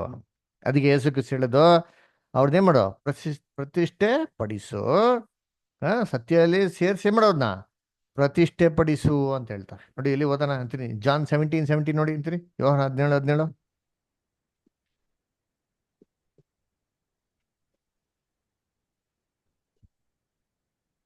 ಹೋದ್ರಿ ಯಾವ ಥರ ಬೈಬಲ್ ಇಲ್ವಾ? ಇವರನ್ನು ಸತ್ಯದಲ್ಲಿ ಸೇರಿಸಿ ಪ್ರತಿಷ್ಠೆ ಪಡಿಸು, ನಿನ್ನ ವಾಕ್ಯವೇ ಸತ್ಯವು. ನೋಡ್ರಾ, ಇವ್ರನ್ನ ಸತ್ಯದಲ್ಲಿ ಸೇರಿಸ್ಬಿಟ್ಟು ಪ್ರತಿಷ್ಠೆ ಪಡಿಸು. ಯಾವ್ದಪ್ಪ ಸತ್ಯ ಅಂದ್ರೆ ಯಾವ್ದು ಸತ್ಯ? ಯಾರು ನಿನ್ನ ಹೇಳಿ ಸತ್ಯ ಅಂದ್ರೆ ನಿನ್ನ ವಾಕ್ಯನೇ ಸತ್ಯ ದೇವ್ರೆ. ನಿನ್ನ ವಾಕ್ಯದಲ್ಲೇ ಏನ್ ಮಾಡಬೇಕು? ಹಂಗಾರೆ ನಾವು ವಾಕ್ಯದಲ್ಲಿ ಬೆಳಿಬೇಕ್ರಿ. ಅವ್ರನ್ನ ಪ್ರತಿಷ್ಠೆ ಪಡಿಸ್ಬೇಕು ಅಂದ್ರೆ ಹೆಂಗ್ ಪ್ರತಿಷ್ಠೆ ಪಡಿಸ್ಬೇಕು? ಸತ್ಯದ ಮುಖಾಂತರ ಪ್ರತಿಷ್ಠೆ ಪಡಿಸ್ಬೇಕು. ಅದಕ್ಕೆ ಹೇಳಿದ ಯೇಸು ಕ್ರಿಸ್ತ ಏನಂತ, ಲೋಕದ ಕಟ್ಟೆ ಕಡೆ ಹೋಗಿ ಸುವಾರ್ತೆ ಸಾರಿ ಶಿಷ್ಯನರಾಗಿ ಮಾಡಿ ಅಂತ ಹೇಳ್ತಾರೆ. ಏನು ಶಿಷ್ಯನಾಗಿ ಮಾಡಿ ಅಂತ ಅರ್ಥ? ಲೋಕದ ಕಟ್ಟೆ ಕಡೆ ಹೋಗಿ ಸುವಾರ್ತೆ ಸಾಬಿಟ್ಟು ಏನು ಮಾಡೋ ಅಂತಂದ್ರು, ಶಿಷ್ಯನ ಏನರ್ಥ? ಎಲ್ಲ ಏನ್ ತಿಳ್ಕೊಂಬಿಟ್ಟಾರೆ, ಕನ್ವರ್ಟ್ ಮಾಡ್ಬೇಕು, ಕ್ರಿಶ್ಚಿಯಾನಿಟಿ ಮಾಡ್ಬೇಕು. ಅದರ ಯಾರೋ ಬಂದ್ಬಿಟ್ಟು ಏನೋ ಹೆಸರಿಟ್ಕೊಂಡಿದ್ದ ಅಂತ ಅವ್ನು ಏನು ಮಾಡ್ಕೋ, ಟಾಮ್ ಡಿಕ್ ಅಂಡ್ ಹ್ಯಾರಿ ಅಂತ ಹೆಸಿಬಿಟ್ಟು ಕ್ರಿಶ್ಚಿಯನ್ ಹೆಸಿಬಿಟ್ಟು ಮುಗಿದೈತೆ ಏನೋ ಬಿಡ್ತಾನೆ ನನಗೆ, ನಿನಗೆ ಯೇಸು ಕ್ರಿಸ್ತನ ಶಿಷ್ಯನಾಗಿ ಮಾಡ್ಬಿಟ್ಟೆ ಅಂತ. ಹಂಗಲ್ಲ ರೀ, ಶಿಷ್ಯಂದ್ರು ಅದು ಏನು ಕಂಡೀಷನು? ಏನು ಶಿಷ್ಯನಾಗದೆ ಕಂಡೀಷನು? ತನ್ನನ್ನು ತಾನೇ ನಿರಾಕರಿಸ್ಬೇಕು, ಶಿಲ್ಬೆ ಎತ್ಕೊಬೇಕು, ಏನು ಮಾಡಬೇಕು? ಯೇಸು ಕ್ರಿಸ್ತನಿಂದ ಬರ್ಬೇಕು ನೋಡಿರ್ತೀನಿ. ಇದ್ದು ಕಂಡೀಷನ್, ತನ್ನನ್ನು ತಾನೇ ನಿರಾಕರಿಸ್ಬೇಕು. ಅದೇ ಹೇಳ್ತಾ ಹೊಣಿತೀನಿ, ಸಮಾಧಾನ ತಿಳುವಳಿಕೆಯ ಆತ್ಮ ನಮ್ಮಲ್ಲಿ ಬರಬೇಕು ಅಂದರೆ ಫಸ್ಟ್ ನಮ್ಮನ್ನು ನಾವೇ ಮಾಡ್ಕೊಂಡು ನಿರಾಕರಿಸೋ ರೆಡಿ ಇರಬೇಕು. ನಮ್ಮಲ್ಲಿ ಎಷ್ಟೋ ಆಲೋಚನೆಗಳಿದೆ, ಎಷ್ಟೋ ಮೈಂಡ್ಗಳನ್ನ ಫಿಕ್ಸ್ ಮಾಡ್ಕೊಂಡ್ಬಿಟ್ಟಿದ್ರಿ, ಹಿಂಗಿರ್ಬೇಕು ಹಂಗಿರ್ಬೇಕು ಹಾಗೇ ಹಿಂಗೆ ಅಂತೆಲ್ಲ ಎಕ್ಸೆಟ್ರಾ ಅಲ್ಲರ. ಇದು ಸತ್ಯವೇದದಲ್ಲಿ ಏನು ಸತ್ಯದ ವಿಚಾರವಾಗಿರ್ಬೋದು, ನಮ್ಮ ಲೈಫಲ್ಲಿ ವಿಚಾರದ ಇರ್ಬೋದು, ಬೇರೆಯವ್ರ ಬಗ್ಗೆ ಅಭಿಪ್ರಾಯಗಳೆಲ್ಲ ಇರ್ಬೋದು. ಅದರ ಇದನ್ನ ಫಸ್ಟ್ ನಾವೇನು ಮಾಡಬೇಕು ಅಂದರೆ ಇದನ್ನ ಚೇಂಜ್ ಮಾಡಬೇಕು. ಇದನ್ನ ಬಿಟ್ಕೊಡೋಕೆ ಏನಾಗಿರ್ಬೇಕು, ನಾವು ರೆಡಿ ಆಗಿರ್ಬೇಕು, ತನ್ನನ್ನು ತಾನೇ ನಿರಾಕರಿಸೋಕ್ಕೆ. ಶಿಲ್ಬೆ ಅಂದರೆ ಏನು ಗೊತ್ತಾ, ಇದು ಕ್ರಿಸ್ತನ್ಗಾಗಿ ರೆಸ್ಪಾನ್ಸಿಬಿಲಿಟೀಸ್ ಮಾತ್ರ ಅಲ್ಲ, ವಾಕ್ಯದಲ್ಲಿರೋಂಥ ಎಷ್ಟೋ ಇನ್ಸ್ಟ್ರಕ್ಷನ್ಸ್ನ ಫಾಲೋ ಮಾಡೋಕ್ಕಾದವಾಗ ನಮ್ಗೆ ಏನಾಗ್ತದೆ, ಅದು ಭಾರವಾಗ್ತದೆ, ನಮ್ಗೆ ಕಷ್ಟ ಆಗ್ತದೆ, ಅದು ಈಸಿ ಅಲ್ಲ. ಅದರ ಯಾಕಂದರೆ ನಮಗೆ ಅಂತ ಎಷ್ಟೊಂದು ಏನಾಗಿರ್ತಾರೆ, ನಾವು ರಿಸರ್ವ್ ಮಾಡ್ಕೊಡ್ತೀರಿ. ವಾಕ್ಯದಲ್ಲಿ ಹಿಂಗೆ ನಡಿ ಅಂತಂದಾಗ ಏನಾಗ್ತದೆ ನಮಗೆ, ಅಯ್ಯೋ ಹಿಂಗೆಲ್ಲ ಬರ್ಬೇಕಾ ದೇವ್ರೇ, ಇದು ಪಕ್ಕ ನಡ್ಕೊಬೇಕಾ? ಹಾಗಲ್ಲ ದೇವ್ರೆ, ತುಂಬ ಕಠಿಣವಾಗಿದೆ. ಹೌದಪ್ಪ ಕಂದ, ಇದು ಜೇನುತುಪ್ಪದ ಥರ ಇದೆ, ಬಾಯಿನಲ್ಲಿ ತಿನ್ಬೇಕಾದ್ರೆ ಸಿಹಿಯಾಗಿದೆ, ಹೊಟ್ಟೆಳ್ಗೋದ್ರೆ ಏನಾಗ್ತದೆ, ಕಹಿ ಆಗ್ತದೆ. ಇಲ್ಲ ದೇವ್ರೆ, ನಮ್ಮ ಮನೆಯವ್ರು ಯಾರು ಕೇಳ್ತಾರೆ, ನಾನು ಒಬ್ಬನೇ ಕೇಳ್ತಾ ಅಂದರೆ ಏನು ಮಾಡೋಕ್ಕಲ್ಲ ಕಂದ, ನೀನು ಒಬ್ಬನೇ ಬಾ ಅಂತ ಹೇಳ್ದ, ಫ್ಯಾಮಿಲಿನ ಕರ್ಕೊಂಬ ಅಂತ ಹೇಳ್ತಾರೆ. ಯಾಕೆ ಯಾಕೆ ಗೊತ್ತಾ? ಅದರ ಫಾರೋನ್ ಕತೆ ಕೇಳಿದ್ದಾರಲ್ವಾ? ಫಾರೋ ಏನು ಮಾಡ್ತಾರೆ, ಹೆಂಡತಿ ಮಕ್ಳನ್ನ ಬಿಟ್ಬಿಟ್ಟು ನೀವು ಹೋಗಪ್ಪ, ಹೆಂಡತಿ ಮಕ್ಳನ್ನೇ ಬಿಟ್ಬಿಟ್ಟು ಹೋದ ಅಂತಾರೆ. ಏನರ್ಥ? ನೀನು ಹೋದ್ರೆ ದೂರ ಹೋದ್ರೆ ವಾಪಸ್ ಬರ್ತೀಯ ಅಂತ. ಫ್ಯಾಮಿಲಿ ಜೊತೆಗೆ ಹೋದವರೇ ದೂರ ಹೋದ್ರೆ ವಾಪಸ್ ಬರ್ತೀನಿ ಅಂತವ್ರ, ಈ ಹೆಂಡತಿ ಮಕ್ಳು ಬಿಟ್ಟೋಗಿರಿ ಏನು ಮಾಡ್ಯಾರ ವಾಪಸ್ಸು? Return ticket. ಅದರ ಸೇತಾನು ಹಂಗೆ ಮಾಡ್ತಾನ್ರಿ. ಅದರ ನಮ್ಮ ಡಿಸಿಷನ್ಸ್ ಹೆಂಗಿರ್ಬೇಕು? ಯೋಶುವ ಏನು ಹೇಳ್ತಾರೆ, ಯಾರು ಹೆಂಗಾರ ಮಾಡ್ಕೊಳ್ಳಿ, ನಾವು ನಮ್ಮ ಕುಟುಂಬ ಕರ್ತನನ್ನೇನು ಮಾಡ್ತೀನಿ, ಆರಾಧಿಸ್ತೀವಿ. ಹಂಗಿರ್ಬೇಕು ನೋಡಿ, ಅದು ದೃಢವಾಗಿರ್ಬೇಕ್ರಿ. ಚಂಚಲ ಮನ್ಸು ಏನಾಗಿರ್ಬಾರ್ದು, ನಮ್ಮ ಮೈಂಡ್ ಕ್ಲೀನ್ ಆಗಿರ್ಬೇಕು, ಫಿಕ್ಸ್ ಆಗಿರ್ಬೇಕು. ಅದಕ್ಕೆ ಈ ಸ್ಪಿರಿಟ್ ಆಫ್ ಸೌಂಡ್ ಮೈಂಡ್ ಏನು ಗೊತ್ತಾ ಹೇಳ್ತಾರೆ, ಎಕ್ಸಾಂಪಲ್ ಕುದುರೆ ಅಂತ ಹೇಳ್ತಾ ಉಂಟ್ರಿ. ಕುದುರೆ ಇವಾಗ ಈ ಕಾಲೆಲ್ಲ ಕುದುರೆಗಳಿಲ್ಲ ಬಿಡ್ರಿ. ಅದರ ಕುದುರೆಗಳಿತ್ತು ಅಂದರೆ ಕುದುರೆಗಳಿಗೆ ಏನು ಗೊತ್ತಾ ಮಾಡ್ತಾರೆ, ಕುದುರೆಗಳಿಗೆ ಕಣ್ಣಿಗೆ ಏನು ಮಾಡ್ತಾರೆ, ಈ ಕಣ್ಣಿಗೆ ಒಂದು 2 ಕಟ್ಟೆ ಥರ ಕಟ್ಟಿರ್ತಾರೆ. ಏನಕ್ಕದು? ಏನಕ್ಕೆ ಅಂದರೆ ಅಕ್ಕಪಕ್ಕ ನೋಡ್ಬಾರ್ದಂತ. ನೋಡ್ಬಾರ್ದು ಅಂತ. ಯಾಕೆ ಗೊತ್ತಾ? ಇವಾಗ ಕುದುರೆಗೆ ಅಕ್ಕಪಕ್ಕ ನೋಡೋದು ಏನಾಗ್ತದೆ, ಮೈಂಡ್ ಡಿಸ್ಟ್ರಾಕ್ಟ್ ಆಗ್ಬಿಡ್ತಾರೆ ನೋಡಿದ್ದೀನಿ. ಅದು ಗಮನ ಮುಂದಕ್ಕೆ ಇರ್ಬೇಕು, ಫೋಕಸ್ ಆಗಿರ್ಬೇಕಾದ್ರೆ ನೋಡಿ ಹಿಂಗೆ ಹಾಕ್ಬಿಡ್ತಾರೆ. ಅವಾಗ ಏನಾಗ್ತದೆ, ಅಕ್ಕಪಕ್ಕ ಎಲ್ಲ ಕಾಣಿಸೋದು, ಮುಂದೆನೇ ಕಾಣಿಸೋದು. ಅದರ ಲೆಫ್ಟಿಗೆ ಹೋಗ್ಬೇಕಾದ್ರೆ ಯಜಮಾನ ಹೇಳಿದ್ರೆ ಮತ್ತೆ ಲೆಫ್ಟಿಗೆ ಹೋಗೋದು, ರೈಟ್ಗೆ ಹೋಗ್ಬೇಕಾದ್ರೆ ಯಜಮಾನ ಹೇಳಿದ್ರೆ ಮತ್ತೆ ಹೋಗೋದು, ಇಲ್ಲ ಅಂದರೆ ಸ್ಟ್ರೈಟಾಗಿ ಹೋಗ್ತಾ ಇರ್ತಾರೆ. ಡಿಸ್ಟ್ರಾಕ್ಷನ್ ನಮ್ಮ ಜೀವನದಲ್ಲಿ ಬರದ ರೀತಿಯಲ್ಲಿ ನಾವು ಸತ್ಯ ದುಡಾಗಬಾರ್ದು. ಸತ್ಯದಲ್ಲಿ ಏನ್ರಿ ಇವನ್ನ ಪ್ರತಿಷ್ಠೆ ಪಡಿಸು, ಸತ್ಯದಲ್ಲಿ ಸೇರಿಸ್ಬಿಟ್ಟು ಏನು ಮಾಡಿ ಇವನ್ನ ಪ್ರತಿಷ್ಠೆ ಪಡಿಸಪ್ಪ. ಶಿಷ್ಯನರಾಗಿ ಮಾಡೋದು ಹೆಂಗಾರೆ, ಹೋಗಿ ಸತ್ಯ ಹೇಳ್ಕೊಡ್ಬೇಕು. ಸುಮ್ಮನೆ ಏನೋ ಹೇಳ್ಬಿಟ್ಟು ಯೇಸು ಕ್ರಿಸ್ತ ನಂಬರಿ ಅದ್ಭುತ ಆಗ್ಬಿಡ್ತಾರೆ, ಪ್ರೇಯರ್ ಮಾಡೋಕೆ ನಿಮ್ಮೆಲ್ಲ ಪ್ರಾಬ್ಲಮ್ಸ್ ಸಾಲ್ವ್ ಆಗ್ಬಿಡ್ತಾರೆ. ಅಲ್ಲ ರೀ, ಅದು ಯೇಸು ಕ್ರಿಸ್ತ ಎಲ್ಲಿ ಮಾಡಿದ್ರು ಸತ್ಯವೇದದಲ್ಲಿ? ಯೇಸು ಕ್ರಿಸ್ತ ಯಾರಿಗಾರು ಮಾಡಿದ್ರ?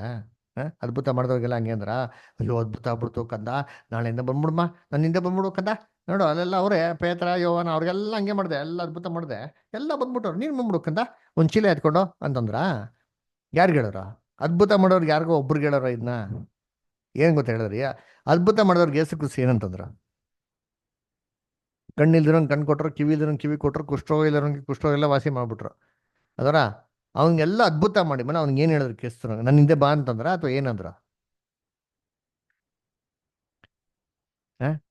ಇಲ್ಲ ನೋಡ್ರಿ, ಏನು ಬೈಬಲ್ ಓದ್ತೀರ ನೀವು? ನೀವು ನಿನ್ನ ಗುರುತು ಕಾಣೆನು ಅಂದಿದ್ದಾರೆ ಒಂದ್ ಕಡೆ. ಅಲ್ಲ ಅದು ದೆವ್ವ ಓಡಿಸ್ಬೇಕಾರೆ. ಅದರ ಅದ್ಭುತ ಅದ್ಭುತ ಅದು ನೀವು ಹೇಳ್ತಿರೋದು ಅದ್ಭುತ ಮಾಡೋ ಜನಗಳು. ಅದರ ಕ್ರಿಸ್ತನು ಅವ್ರನ್ನ ನೋಡ್ಬಿಟ್ಟು ಹೇಳೋದು. ಆದ್ರೆ ನಾನು ಹೇಳೋದು ಮೊದಲನೇ ಬರುವಿಕೆಲೆ ಕ್ರಿಸ್ತನು ಎಷ್ಟೋ ಜನಗಳಿಗೆ ಅದ್ಭುತ ಮಾಡಿದ್ರಲ್ಲ, ಅದ್ಭುತ ಒಂದು ಕೂಡ ಇರೋಂಥ ಜನಗಳು. ಕಣ್ಣೇ ಇಲ್ದಿರೋಂಗೆ ಕಣ್ಣು ಬಂತು, ಕೈಯೇ ಇಲ್ದಿರೋಂಗೆ ಕೈ ಬಂತು, ಸತ್ತವರೇ ಜೀವಂತವಾಗಿ ಬಂದ್ಬಿಟ್ರು.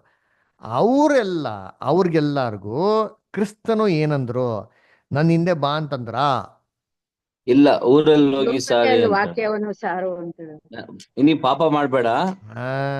ಲೋಕಕ್ಕೆ ವಾಕ್ಯಗಳನ್ನು ಸಾರುವಂತದ್ದು. ನೀವು ಪಾಪ ಮಾಡ್ಬೇಡ ಹೋಗು ಅಂತ ಹೇಳ್ತಾರೆ. ಯಾಕೆ? ನೀನು ಪಾಪ ಮಾಡಿದ್ಕೆ ಅವೆಲ್ಲ ಬಂದಿರೋದು. ನೀನ್ ತಿರ್ಗಾ ಪಾಪ ಮಾಡೋದು ತಿರ್ಗಾ ಏನಾಯ್ತದೆ? ಮಾಡ್ಬೇಡ ಹಂಗೆ ಅಂತಾರೆ. ಆಗ್ತದೆ. ನೋಡ್ರಿ, ಏಸು ಕುಸು ಫಾಲೋ ಮಾಡ ಅಂತಂದ್ರೆ ಅವ್ರಿಗೆಲ್ಲ ಹಂಗ ಏನರ್ಥ? ಈ ಕಾಲ ಅದ್ಭುತ ಎಲ್ಲ ಪಡ್ಸ್ಕೊಂಡವ್ರಿಗೆಲ್ಲರಿಗೂ ಏಸು ಕುಸು ಬರಪ್ಪ ನಾನು ಶಿಷ್ಯನ್ರಾಗು ಅಂತ ಅಂತಾರ. ಶಿಷ್ಯನ್ರಾಗ್ಬೇಕಂದ್ರೆ ಕಂಡೀಷನ್ ಏನು? ತನ್ನ ತಾನೇ ನಿರಾಕರಿಸ್ಬೇಕು.